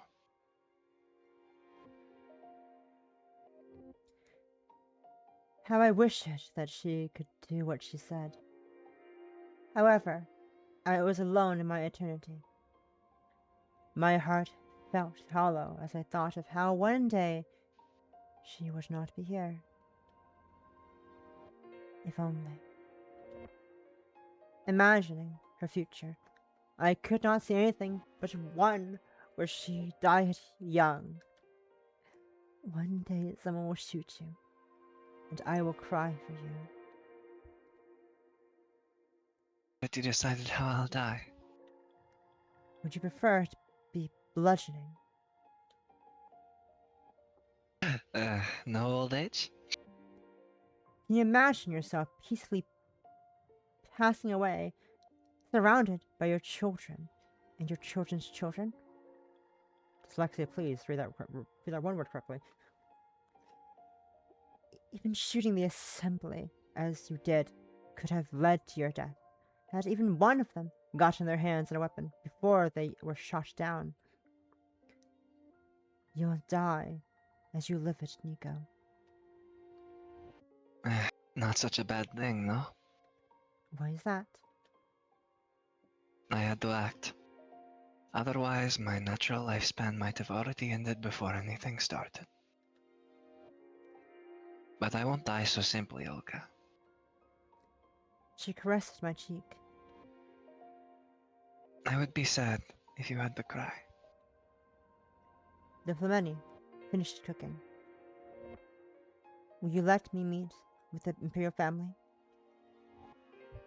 I would rather not. They're dead. And if I insist?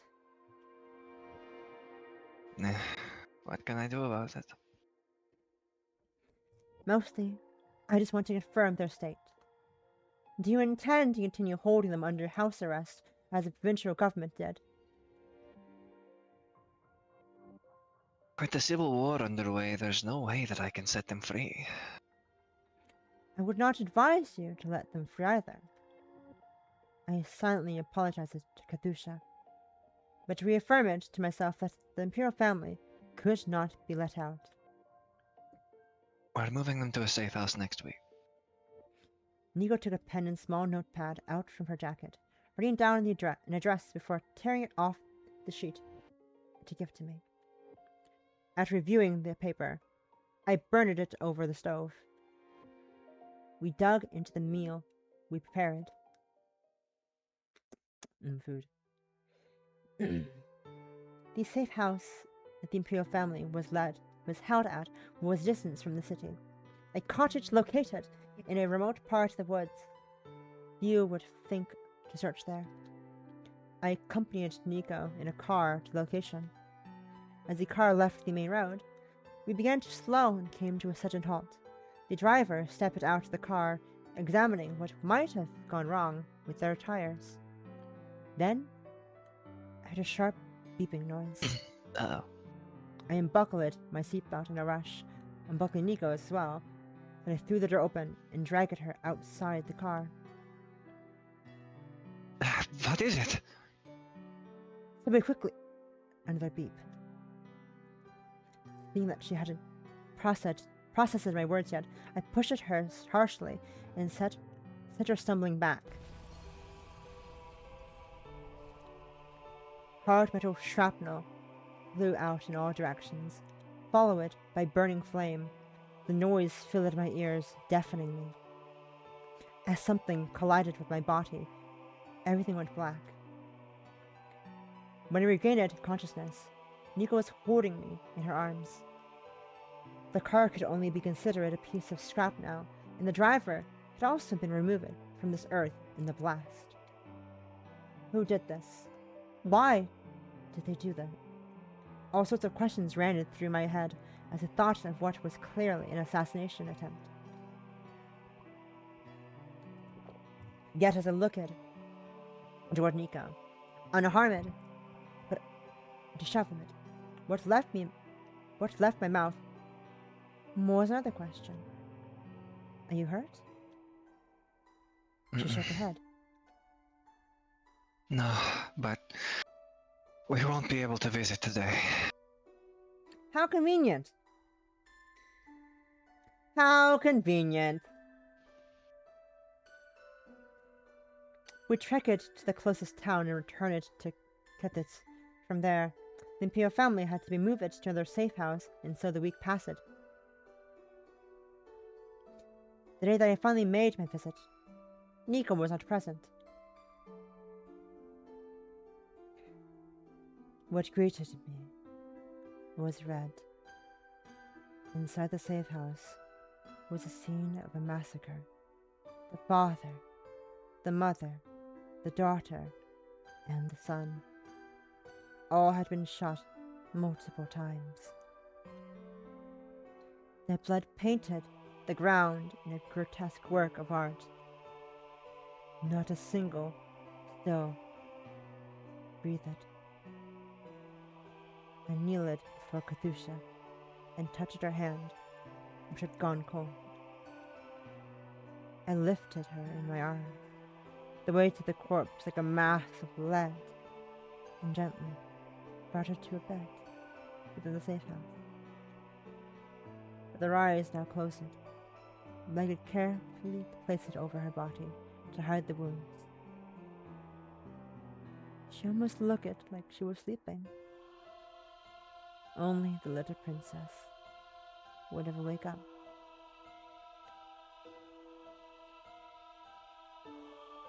Not one prince existed in this world who could awaken her.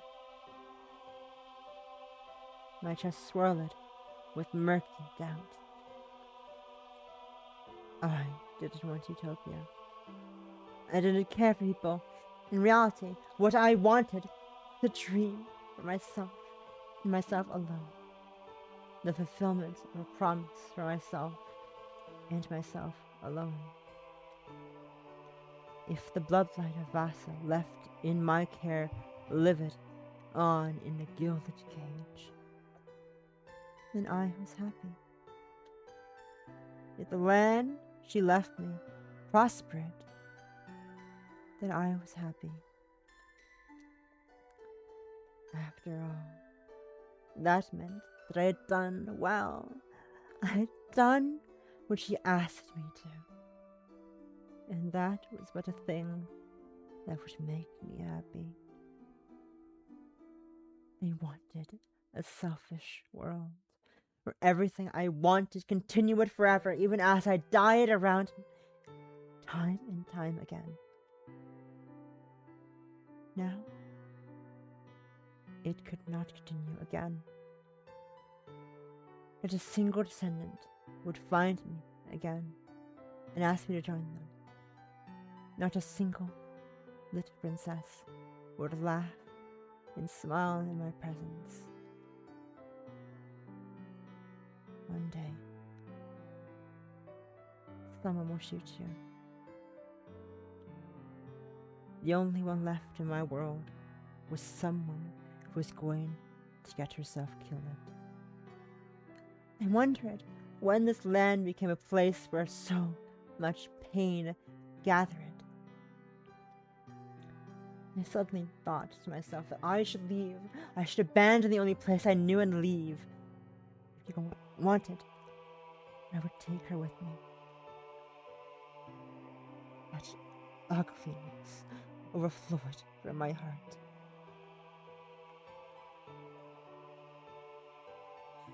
By the time I met with Nico again, the killing was already in the papers. One such copy of the newspaper sat on her desk alongside various other items. It's too bad.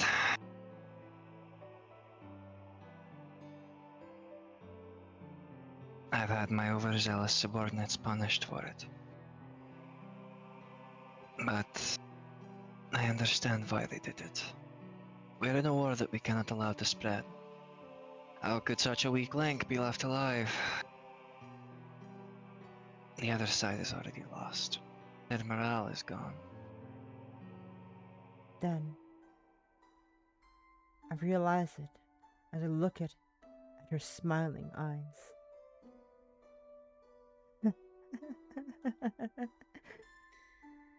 I realize it. She was the one who did it. She was the one who killed them. She was the one who ordered it. Deaths of the Imperial family. Katusha's death. No, due to her. You go. Why did you tell me? Tell them to do it. Well, that's a hard question, isn't it? Since I've already answered, I'd need to think of another way to phrase the entire response again. I slapped at her. Yeah. Are you thinking about her right now? What are you referring to? You're conquering queen.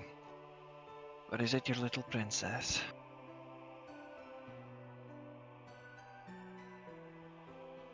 I see. Even that foolish little friend has such a grasp on you. Olga, I'm a little jealous. I don't understand what you're thinking of, Nico. I've always been thinking the same things. I've never been able to understand you. I think you do understand me. Out of everyone in this world, you are the person who understands me the most. But I don't.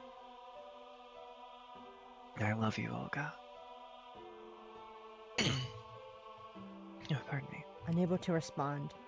I stared at her, not understanding what I heard. She then kissed me. My mind went blank. Her lips were touching mine, and they were infuriatingly soft. A part of me wanted to stay in this moment. The part of me screamed to get away. I could not understand her. As I attempted to back away, she held me tightly. Then I bit into her lower lip. As I heard my teeth sink into her flesh with a crunch, she stepped back. Not a single bit of anger could be found in her eyes. She licked her lower lip and wiped away the blood with her sleeve. My eyes darted around her office, made of metal caught my eyes. I grabbed the gun off her desk and pointed at her, her hands shaking. Shoot you, Nico! For what? What was I threatening to shoot her? Do you love me, Olga? Oh, here's the fucking ending. Here's the ending.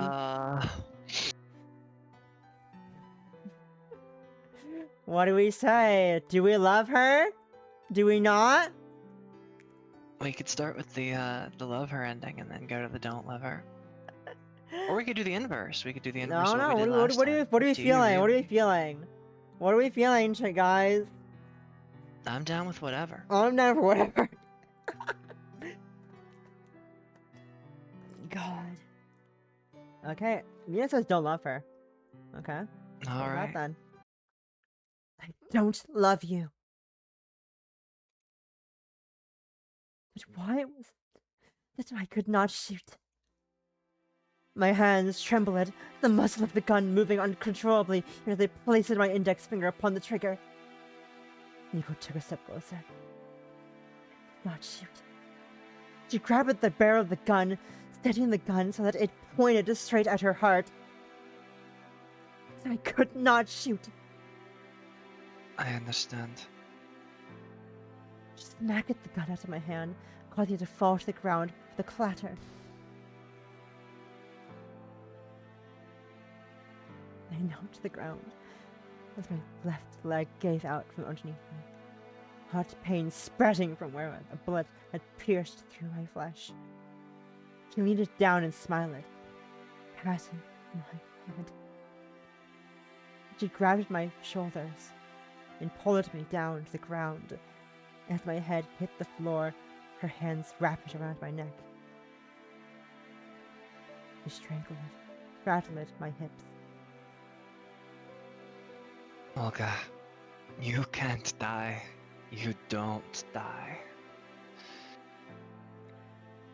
Her hold on my throat. I heard a crack, a crunch, something breaking apart. Not from something like this. Not from anything. I just danced at the edge of my vision. I needed to cover my eyes. I could not respond to her. But I wonder if you can scar. If I can leave my mark on you somehow. If a wound is present for long enough, will that become a part of your natural state of being? Ugh. But I wouldn't want it to be ugly, because you're beautiful. I wanted to leave a mark in your heart, something that people don't consider to be a wound. Love is something that rots people from the inside. You've wounded me so gravely after all. I could not pull her hands off my throat. I've always been talking about utopia. Have you ever realized that I'm a greedy woman? I want utopia. I want one with you in it. I wondered when you became a part of what I wanted. I want you, Olga. She paused, looking into my eyes as if searching for her reflection in my pupils. She smiled. For some reason, it's crying.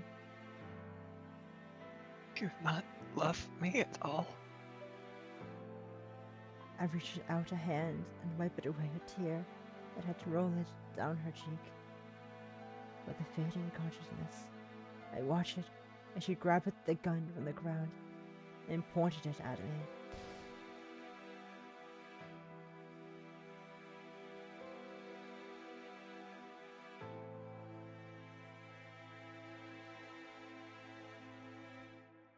My eyes had already become accustomed to the dim light of this room. Sitting on this bed, I seemed almost at home, if not for the cold little rapid around my bare ankles. These shackles chained me, the bed. The steel bars before me barred me from the outside world with a cage of her making. I could not leave. I could barely step a few meters away from where I sat right now. Was the bed comfortable? Certainly. Did she provide me with everything a living being could need? Yes, I could not deny it. Yet what need why for such things? We could not die, and I would not die. I had no intention of dying. Therefore, all I could do, all I could be, was trapped within this cage.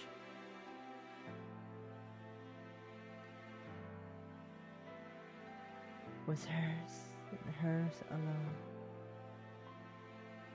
She took my arm, slipping it between the bars, between me and her, and laid a kiss upon the back of my hand. He was warm. He was alive. That much I did not regret. She kissed me, the only place that she could leave her mark. And I merely looked upon her. She would never change. Damn. Well, lighthearted stream today. Hey, it's clearly. me today, yeah. Ooh, Jesus. what a time! All right. Can I admit, Take two. I was tearing up a bit reading that. That one was rough. It was rough. Oh, The God. pain in Olga. Just giving up. I really like this duo. Mm-hmm. And golly. You know? Understood the choices, Lena. What do you mean? What do you mean? You misunderstood the choices. It was sexy in the most painful way. That was, yeah. Yes, it indeed was. Duo sucks, but like, it's I their love own them. doing, kind of, you know? They're both very, like, they're horrible people together, and it's kind Mhm. of, They're self-destructive, lovable. in a way. They're self-destructive, but also, like, obsessed with each other, and they're not great people, but they're trying, like, they have, like, a goal in mind, so it's like they're bad means to a good ends, Mhm. and they're interesting characters, and I like them. No, I love Miko, not Katusha. Katusha's fucking dead. Yeah, at this point in the story, Katusha is Katusha is dead. What is there left to love? a corpse. I guess, but that's not in the docket. Also, we haven't seen the cannibalism yet, so by a process of elimination, By process of it's coming elimination. up now. Oh, did you hear that? Huh? Did you hear that crack? I don't know, maybe, I don't know. Oh, it was my neck. Oh my god. Oh, that did not feel good. Did you hear that? Ugh, no, I didn't. Damn. Sorry. It streamed it though, I think. Leave that pat. Yeah, there's a comfortable talk. I don't know if it's a comfortable talk to Yuri. No, it's so cozy, you don't understand. Our cozy, comfortable, toxic Yuri where nothing bad happens. Sure. I say. Mm-hmm. With no level of confidence. Oh, time to get the good ending. Also, Nico's hair turned black at the end there. Yeah, it turned really dark. Yeah, it was really black. Very similar Those are to different artists, though. it looked very similar to the other Vasilisa. Kind of. True. Same Oh, kind of God. pitch of that. You know, same Yeah. shade. So that was In interesting. a way, Vasa is like a prison to her. Mm-hmm. When you think about it, she's I mean, been she's like always forced been, into yeah. this for so long. She's always yeah. been imprisoning her. throughout the centuries, unwittingly. Yeah. Trapped to this, Yeah. you know, Some mindset. offhand, kind of promise of devotion and like kind of a love has trapped Olga into this cycle of just the cycle, and also stuck in this fucking continent. It's fucking just stuck Yeah. here for literal centuries, doing kind of boring shit. Because like she could be living out her life, seeing the world, like doing whatever the fuck she wants, but she's trapped here by voice Vasa, kind of, but mainly by herself. The self is Yeah. the self is like desire, like Olga said earlier, of like wanting to this land that she was left to prosper and to always love, to like look after the Vasa's bloodline, but also it's not really her bloodline because she has no direct descendants. Yeah. It's just adopted bloodline, so her blood does not run in anyone's veins. Yet Which is here we interesting are, to think about as well. all this time later. I don't think, maybe, but I don't know. I feel like she's gonna be alive as well. We'll find out. It's also kind of interesting, but kind of also expected. In the bad end for Katusha, Nico outlived Katusha as well. Yeah. But we don't know how long it's been, Which is weird, because she significantly outlived her, and they said that she didn't look any older. Yeah. Which implies that perhaps there is something going on there that... Mm-hmm. I did catch that, but it was interesting, because, like, we don't know exactly how long it's been. But we do know that Katusha was being kept as a pet, kind Yes. of. Like, living, like, a bit like how this bad end came, I guess, and how Olga was just trapped in like, in actual Yeah, essentially we cage. got a taste of Katusha's Yeah. medicine. Anyways, let's go see the good end, right? Yeah, whatever that means. Whatever good is in this context. Mm-hmm. I love you. My finger on the trigger. Move it with deliberation. The sadness of growing love. Oh, she does die. Maybe.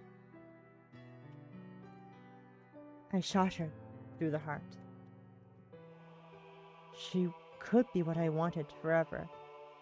She would die now and never become something else. If you're going to die eventually, then die for me.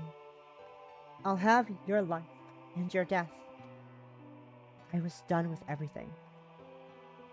She clutched it at her chest in pain. But for some reason, she seemed happy. Nico did not fall.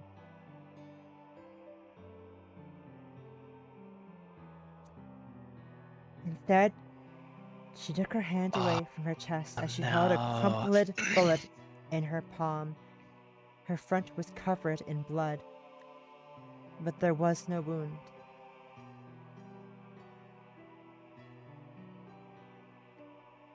I didn't understand. She stepped closer and gently pried the gun from my hands, placing it back on top of the table. I'm very happy to hear you say that, Olga. She patted herself off as if she could get rid of the blood, the color not so obvious on her clothes. I did tell you that I won't die. You'll never die? Perhaps so. I didn't understand how there could be someone else in the world who would heal from a mortal wound without someone else in this world who would not die. How did she become like this? I had seen her injured before, but my last memory of such a thing was from over a decade ago. I'm so very, very happy. She gently caressed my cheek, her fingers trailing downward and dancing upon my throat. Closing her eyes, she leaned it in and placed a gentle kiss upon my lips. Then, she grabbed me by the shoulders and pushed me down to the ground. With a thud, my head slammed to the floor, sending a wave of vertigo through my everything. She leaned it in to kiss me, never letting go. As she kissed it, her tongue touched mine, sending a tingle down my spine. She was warm, although it felt strange. It was almost pleasant. Then came sharp pain. Her teeth dug it into my tongue. Here it is. Uh-oh. I tried to turn my head to the side, but she kept me pinned down. Released her until she tore through my tongue and devoured it. I looked at her lips painted red with life. Do you love me? I coughed, my throat filled with red, unable to say a word. Yet I wanted to respond to her question, so I grabbed her and flipped her off of me. Reversing our positions, I pushed her down to the ground, only to be flipped again. Whoa. I kissed her as my response. The blood spilling all over the two of us tasted like iron and reminded me a rose is blooming. My tongue healed, the flesh reforming itself, as I ended our kiss with a breath. I asked her, "Will you accompany me forever? Love me forever?" She gave me a peck on the lips. Of course. She let out a hum, as if thinking about something, as I waited for her to continue speaking. Does that mean I can replace your Vasa? What need is there to replace someone else?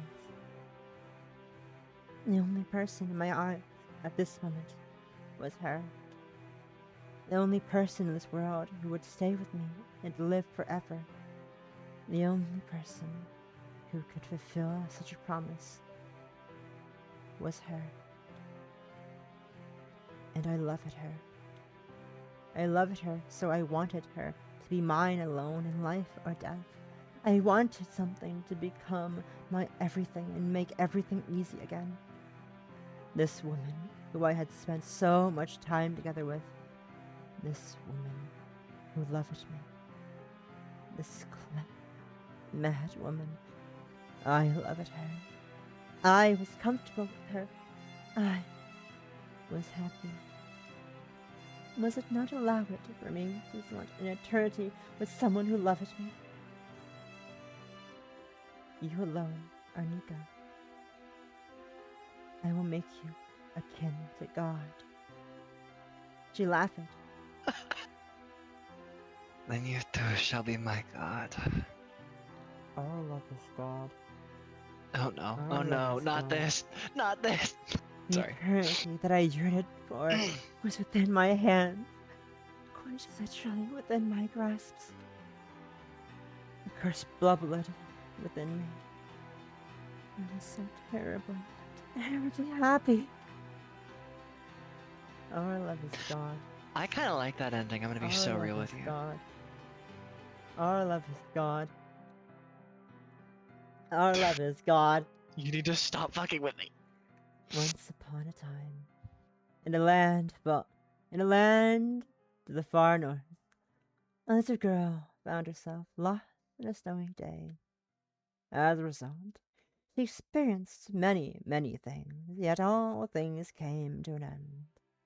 With the promises of princesses, and soon she felt herself having lost more than she gained.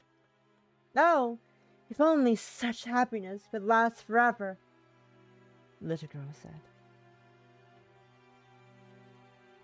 But no one responded. Oh, if only I could have even a little bit of such happiness again, the girl wished. But no one granted her wish. Oh, if only I could be happy, the little girl cried. But not one thing made her happy. And one day, she met a witch she could not understand. Having already lost her words, the little girl said not one of her wishes to the witch. Yet the witch said to her, "Yes, such happiness can last forever." Therefore, the little girl took the witch's hand, which forever entailed what forever entailed, what happiness entailed. She seemed to have already forgotten the meaning of those words. Even so, she took the witch's hand, and so the two lived onward, happily, for eternity. Nico, you are my god. Well, that was That was fun. interesting. I enjoyed that a Uh-huh. lot, actually. Okay, That so shouldn't come as a surprise to you, though. there's the kiss CG. There it Aw. is. There's Vasa. There's Vasa. There's the dead Katusha. There's the not the dead Katusha. There's the Katusha end. The first Katusha, the happy ending. Here's the kiss. It's interesting that I assume the kiss unlocks on the bad end, which I guess kind of Probably. makes sense because there's no CG for the bad end. Yeah. So you get the kiss CG instead. And then here's the good end for Nico. The blood. And here's Sorry. the bad end. Look at her hair. Yeah, it's grown So darker. long. Both of them, actually. It's also so dark as well. Yeah. She might be trying to mimic Vasa I assume Uh, maybe. in appearance from, That would make some sense. yeah, to try to, like, get the people's support or something. Mm-hmm. Here's a good end of Kadusha. The end, Yeah. the after credit scene thing. Then us in the wheelchair. Yeah. She's just paralyzed. Probably it makes Yeah, sense. no, her legs are fucked. I guess in both endings she has been crippled. Yeah, because in the first one she basically tells, like, Olga, I can't do this to you, and shoots, Katusha, like, there in In the the sternum. waist, which probably, yeah, probably did a number on her motor function in the lower Definitely. body. And that's why she's paralyzed. There's the museum. There's the train. The art's great. The art is amazing. Who's the art again? It was... Start art was Shibimaki. It's the sprite Cut-in artist was... Yeah, the cut-ins. Geo4, Geospector. Cinematography, Justin. UI programmer. And Background the artist BG is artist was Nerdy Bitch! Good name! Damn. Good name! Passive aggressive much, huh? Good name. I tripped Ilga. Ilga. I tripped Ilga. I said Olga. You saw that? No. I was gonna say there's like links to them, but there's no links to them on the page. On the start page. Interesting. Yeah, we also have trivia. We have trivia. Oh. Yeah, 'cause I think we had trivia before, but we didn't look at that last time because we were gonna look at it after we Yeah. get everything. Interesting. Blurb start. Cousin, I hear that your royal family's advisor is a witch. An old hag with a head full of white hairs. She knows magic like demons. It's actually the devil in disguise, tricking your family with her dark arts. An alternate Russian on the verse of collapse and revolution throws away the advisor, who had been with the royal family since the start of the dynasty. Fascinating. Oh, this is Katusha saying this, I think. Pretty much Olga. It's the cousin Wilhelm. I'll propose to marry you. The princess asks the witch for her hand in marriage in the future. The witch agreeing, thinking that the girl would forget, just like everyone else. I haven't changed at all. Natalia. When they met again, it seemed that the girl has yet to forget that promise. Huh. Wait, what the fuck? Why am I down there? Oh, what the fuck? Why are they halfway through the fucking trivia? What the hell? Weird. We're reaching the end of Olga Doesn't Die. This is Shinoki, as also as, Shinoki. This Shino, also known as Shinoki. The director and scenario writer, amongst the other roles of the game. I'd like to take this time to share some fun facts that are alluded to in the main story and behind-the-scenes material. Please be warned that there will be spoilers ahead. Do not read this if you haven't finished all the routes. Right. Origin. There's always the question of why did I write the story? Why this one in particular? And where did it come from? There's a constant theory. Earliest notes I find on the game are actually from my fall 2019 to summer 2020 story idea document. As I write this write-up, it is currently January 2026, I can't read. 2026, time travel a while. If we do some math, that's about 6 years between the initial ideation of Olga Doesn't Die with actual creation. Wow. Damn. To give some context to people who have played my other games, the same story idea document contains the initial concept for all the following. Tender Feelings Like Water, not read that yet. Moon and Archer Shooting Stars, not read that. Falling A, nope. Who's okay? I read that one though. That's one you've read. Yes. The story was concepted under 2 printer names. I promise, or Olga Doesn't Die. You can see which one won. I went with. Ha ha ha. Here's the story. Here's the story blurred from that old document. Oh, I see. That why did it start from the center here? It's so weird. Halfway there. That's what strange. Okay. That makes sense. Then that's Katusha promising to marry Olga. Okay, so that's where we started the blurb. But okay, interesting. Cool. There's a lot that's the same, and a lot that's not quite the same. Shockingly, Cousin Willie was one of the things that stayed the same from the start to end. Who is Natalia?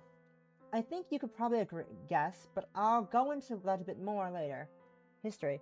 I've always enjoyed history and do quite like historical fiction. What I've read tends to lean towards the military genre and court drama. When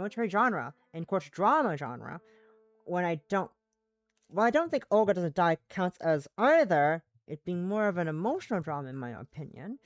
We can some consider political drama, the but ideation of the story to be just writing what I like. That's fair. Sorry, what did you say? I was just saying it. I would consider it somewhat a political drama. Yeah, I guess. Yeah. Makes sense. The start of this story, Olga Doesn't Die, has featured 2 core elements. The immortal so-called witch Olga, and an alternate universe's Russian Revolution. Okay, that makes sense. Yeah. Many of the characters have historical and analogs.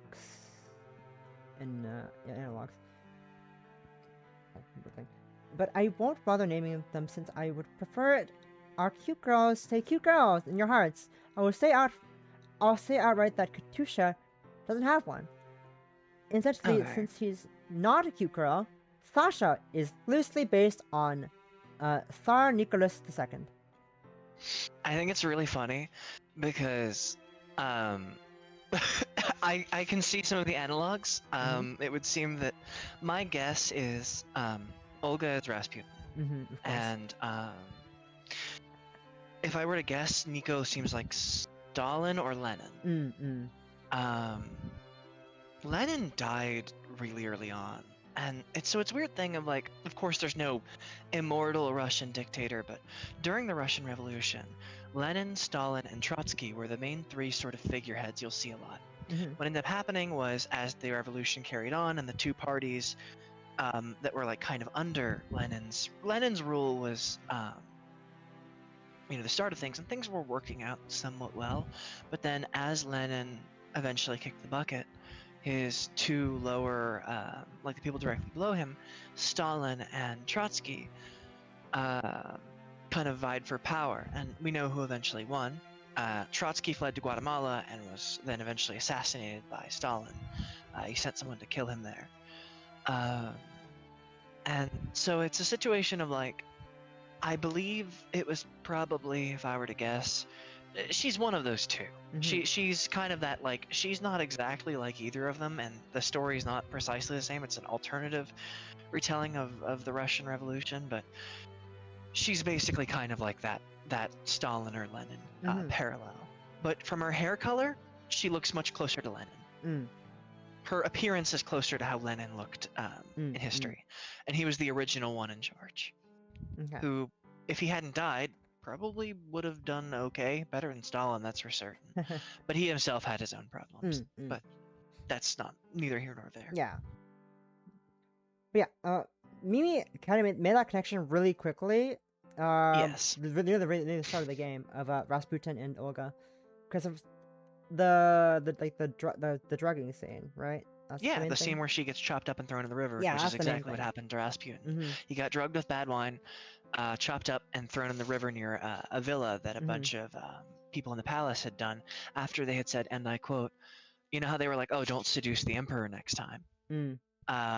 They told him effectively the same thing, but they said, don't seduce the queen next time, because he had seduced the emperor's wife instead. But he actually was like, kind of in with her. But unlike Olga, who had nothing to do with Alexander. You know. Yeah, I think you caught the moment she was being brought to the villa, and they mentioned a river, right? That was like, yeah, and I was like, oh god, it's the Rasputin death. She's getting Rasputin's death. Yeah. Oh god, I know a lot about Russian history. Rasputin. Yeah. The fucking Farquad me. Yeah. Rasputin. Rasputin. Oh. It's like that one gif of the guy sitting on the couch and he snaps. He's like, oh, and oh yeah, points at the TV. that one, yeah, that's Yeah, the one I think about. about Leonardo DiCaprio. Yeah, Leonardo DiCaprio. That's about what I did. But I was like, oh shit, she's gonna die like Rasputin. I mean, technically, if you think about it, very, very centuries ago, she was the lover of the Russian queen. She was indeed the lover of the Russian queen. Rah rah Rasputin. Rah Rasputin. Oh god. Oh god, lover of the current Russian dictator conqueror. that's been living for like 100 years. Lover of the conqueror of. Yeah. Oh god. Well, story takes place in a time period analog to early 20th century Russia. Most of the analog events don't quite match up with the real world timeline for the Communist Revolution that happened in the 1920 and happened in 1921. Correct. Some notable events that you might have seen mentioned throughout the story include Russo-Japan War, Bloody Sunday, February Revolution, October Revolution. The October Revolution. It's an interesting period of time. I would recommend anyone vaguely interested in history go check out. Yeah. There are also mentions of Napoleon X Alexander, citizenship throughout the story. Napoleonic War's love is a constant even in another universe. Yep, love that. Hell yeah. Pop off, Shino. Pop off. Pop off. Characters. The story started off as a single heroine kinetic novel. My deepest apologies for interrupting your autoplaying, but at least you can get everyone's favorite communist Nico as a result.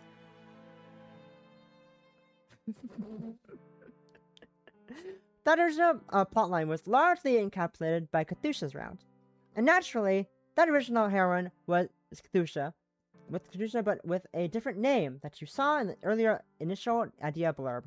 The character named Natalia was later named Katusha, around late 2025, as the plot of Olga Doesn't Die proper was fleshed out.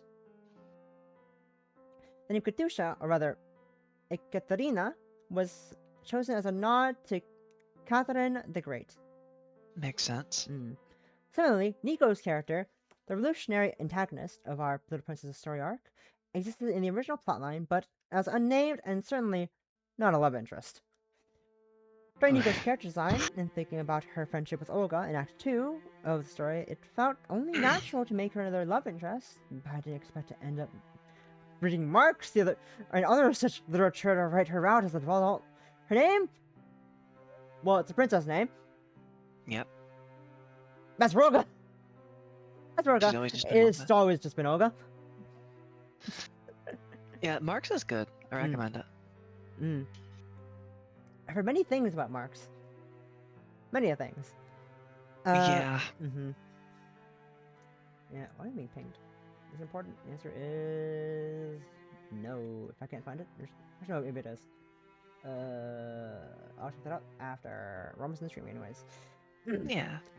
Sorry, but enough about origin of the story. I'd like to address a couple of points that many of you are curious. I have many points that may be of curiosity to you. Question: is Nico immortal? How did she become immortal? Yes. Regardless of heroin route, Nico becomes immortal by eating Olga's liver. If you read the story, just like Nico's route, maybe to put together which scene it happened in. You know. I put it together before we even knew she was immortal. Yeah. That's the scene where she gives her the wine. Yeah. And then she wakes up with the smell of blood. But interesting, how does that happen in the other route, though? I Because they don't drink know wine. how it happens in the scene. I don't know how it happens. I don't think it happens in the other two. I don't know.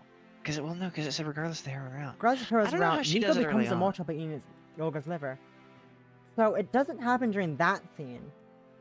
You read the story, particularly In Nico's theory. route, you may be able to put together which scene it happens in. In theory, unless it does, but when does that happen in Olga's route? No, so in Katusha's route. Perhaps it happens later, like after the credits close or something, but it doesn't make sense. I don't know. It's supposed to happen during the. I assume it happens during the actual main story when she eats Yeah. liver. Hmm. But it says you only will be able to, if you read the story, particularly Nico's route, you might be able to put together which scene it happens in. Mhm. Meaning it happens in her route, which has that wine scene. Yeah.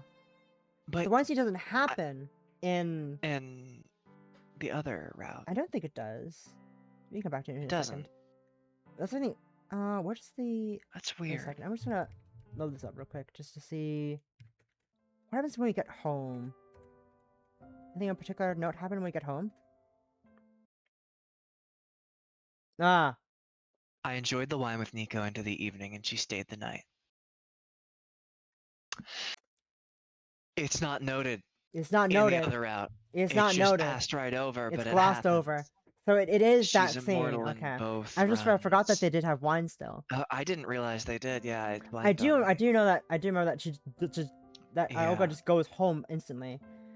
I just forgot about the wine scene because it's like a footnote, you know, Yeah, it really is in life, unless you're doing Nico's route. and then just glosses Uh, over the day after.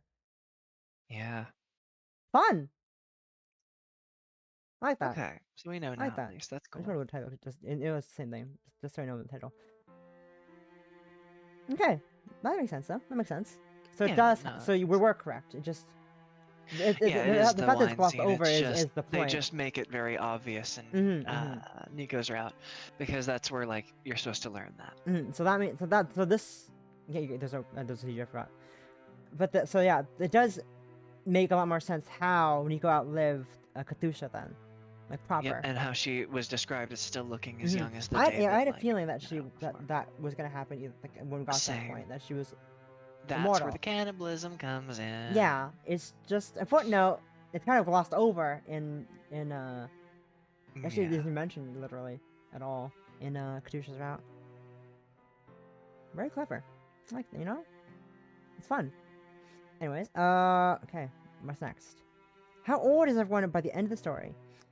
If we set aside the post-credit epilogues, the various routes, and considering the end of the story to be the 1921st to 1922nd time period of the final act, then the general age range as follows.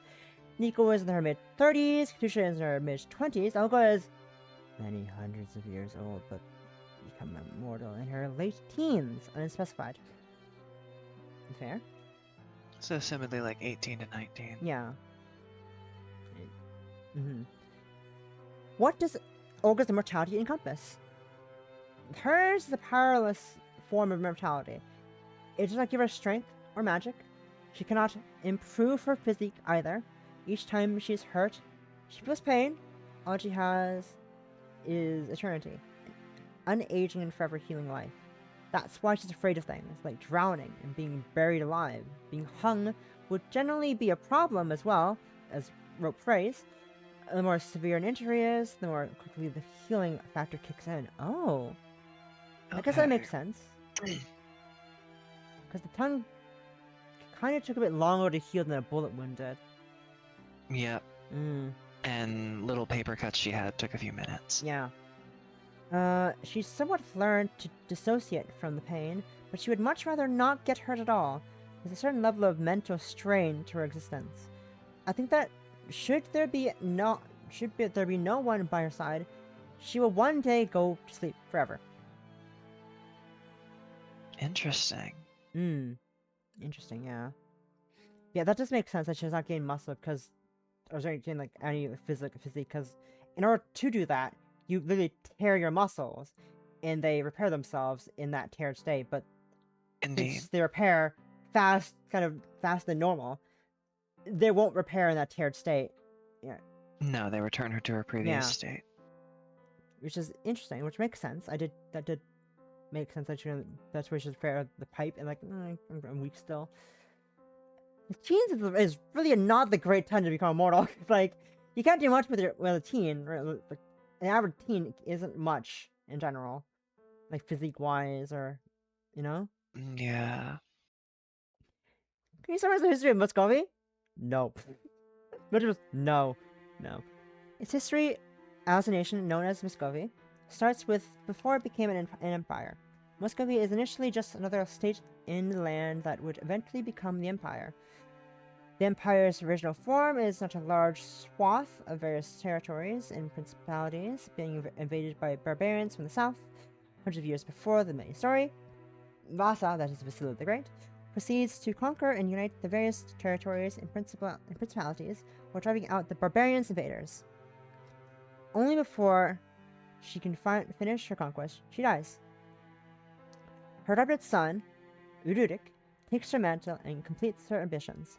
Due to a promise to Vasa, the sage witch, Olga, decides to stay by Urudik's side as an advisor and continues to do so for his descendants.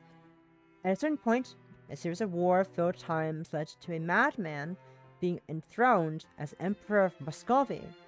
Olga becomes fed up with the madman tyrant and leaves, choosing to live life as a hermit for a handful of emperors. During a period of troubles where the various claimants fight for the throne, Katusha's great-grandfather, Theodore, comes to find Olga in order to obtain the legitimacy of an emperor with the backing of the founding emperor's sage witch. Olga returns to her position as advisor of the imperial family, which eventually leads to the beginning of the story. Could Vasa and Olga have had a happy ending together? Perhaps the question should be instead, could they have loved each other? Yes. A scenario where Olga falls in love first, although it takes her hundreds of years of grief to acknowledge that what she felt for Vasa was love. Undeniably, Olga loved Vasa very, very much, even during the conquering lifetime. Perhaps she simply could not say it out loud, and once Vasa died, there was no more reason to speak her love. Assume that Vasa did not die when she died. Assume that Olga conveyed her affections. There's the possibility of the history of Vasily the Great could instead have been a romance recorded in history books, in the sort of sweet love story that makes students curse that they have to be fed dog food even when studying for exams. It possibly wouldn't be easy to have a tale with just enough drama and just enough satisfaction, sort where the bold and arrogant ruler refuses to acquiesce to her vassals' pleas for her to take a consort. Instead, says something like, "She, Olga, is the Olga, is the only one I love. She will be my only empress. Or some sort of CEO drama sort of line. I feel like I'm insulting Vasa by saying that. CEO drama. Damn, imagine that. The sort where they live happily, rule so prosperously that the ministers are face slapped at daring to doubt Olga's position beside Vasa. The sort where they bring peace to the empire and go enjoy the world together when everything is settled. And then, one day, they disappear together, the adopted heir forever enshrining their love. A numbingly sweet love story. That sort of happily ever after. But you see, Vasa dies. No matter what, in a series of events that is written into stone in the world of this story, she dies. An arrow through the skull. Through her eye. Therefore, there's no such happy ending for Olga and Vasa. Or only perhaps in another world. Please write fan fiction for me to read. Please write fan fiction for me to read. She knows desperate. Please write me fan fiction to read. Is your love real? Regardless of who her refers to. Of course. Your loves are real. With that, thank you for reading through all my ramblings, and of course, thank you again for playing Olga Doesn't Die. I have lots of fun creating this game along with the rest of the team, writing it, designing it, leading it, and bringing it to life. While it's unclear whether I'll return to the world of Beskovia again, I hope you'll remember Olga, Nico, Katusha, and everyone else fondly. Could I ask you to return and visit again from time to time? There's always both light and darkness in tumultuous times. May you also have your happily ever after. Chino. Nice. Well, that was really That was sweet. nice, yeah. I do like reading, like I said before in the last week, I do like reading the author's notes and stuff like that. It's really Yeah. fun. Like seeing the process and like how things came to be. It's fun. It's cute.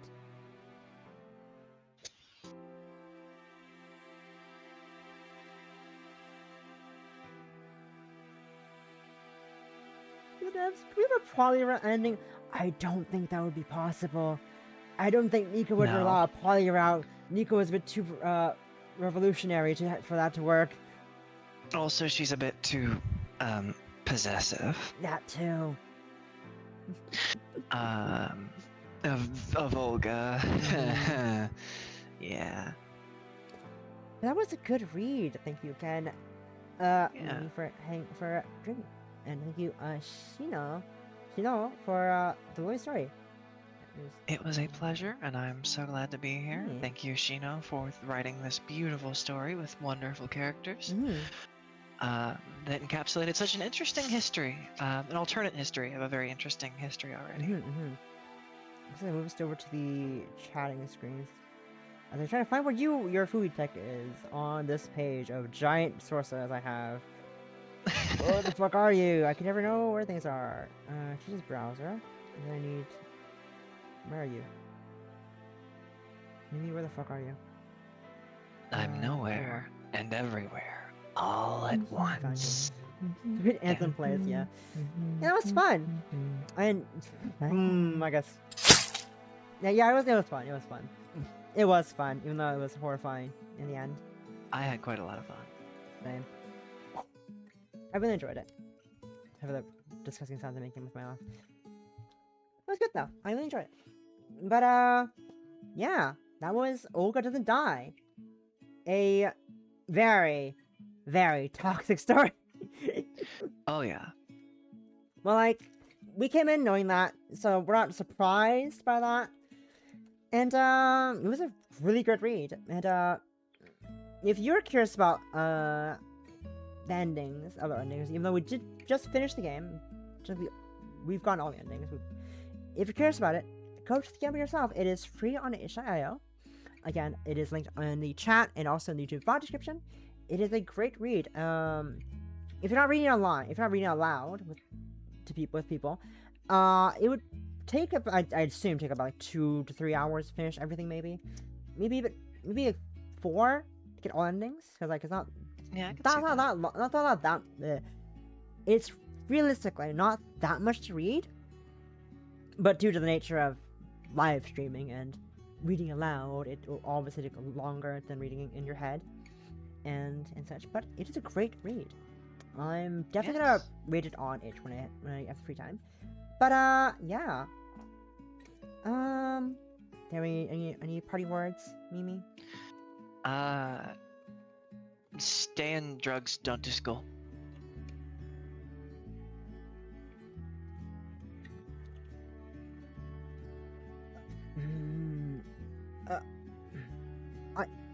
I can't Yes, say dear.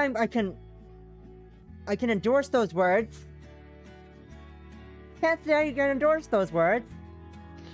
I can.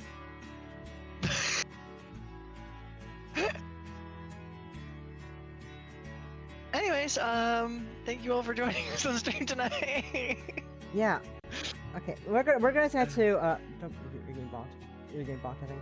We're gonna head to someone I met yesterday actually, during the little frantic fanfiction stream. Third Tier Gaming. They're currently playing my favorite video game. Please be happy with apparently and I quote, a bunch of lesbians who are helping them voice act this Yuri. Oh. They're playing my favorite game. Please be happy. It is a great game by Oh. Studio Airline, which I will chill nonstop. But again, if you enjoyed Olga, go check the game out yourself. It is free. And that's gonna be it for me today. Next stream is going to be Thursday, 9 p.m. ST, for some more Fate Hollow Ataraxia. I always forget what the last word of that Fate Hollow is. Ataraxia, it's a very weird word. But yeah, that's gonna be 9 p.m. ST on Thursday. Fate Ataraxia. And yeah. Thank you once again, Mimi, for joining me for the stream. It is Happy to be here. it is always a pleasure. Yes, that is rude. It is always a pleasure having you over. And yeah. Hope to see you all next time. Until then, bye bye.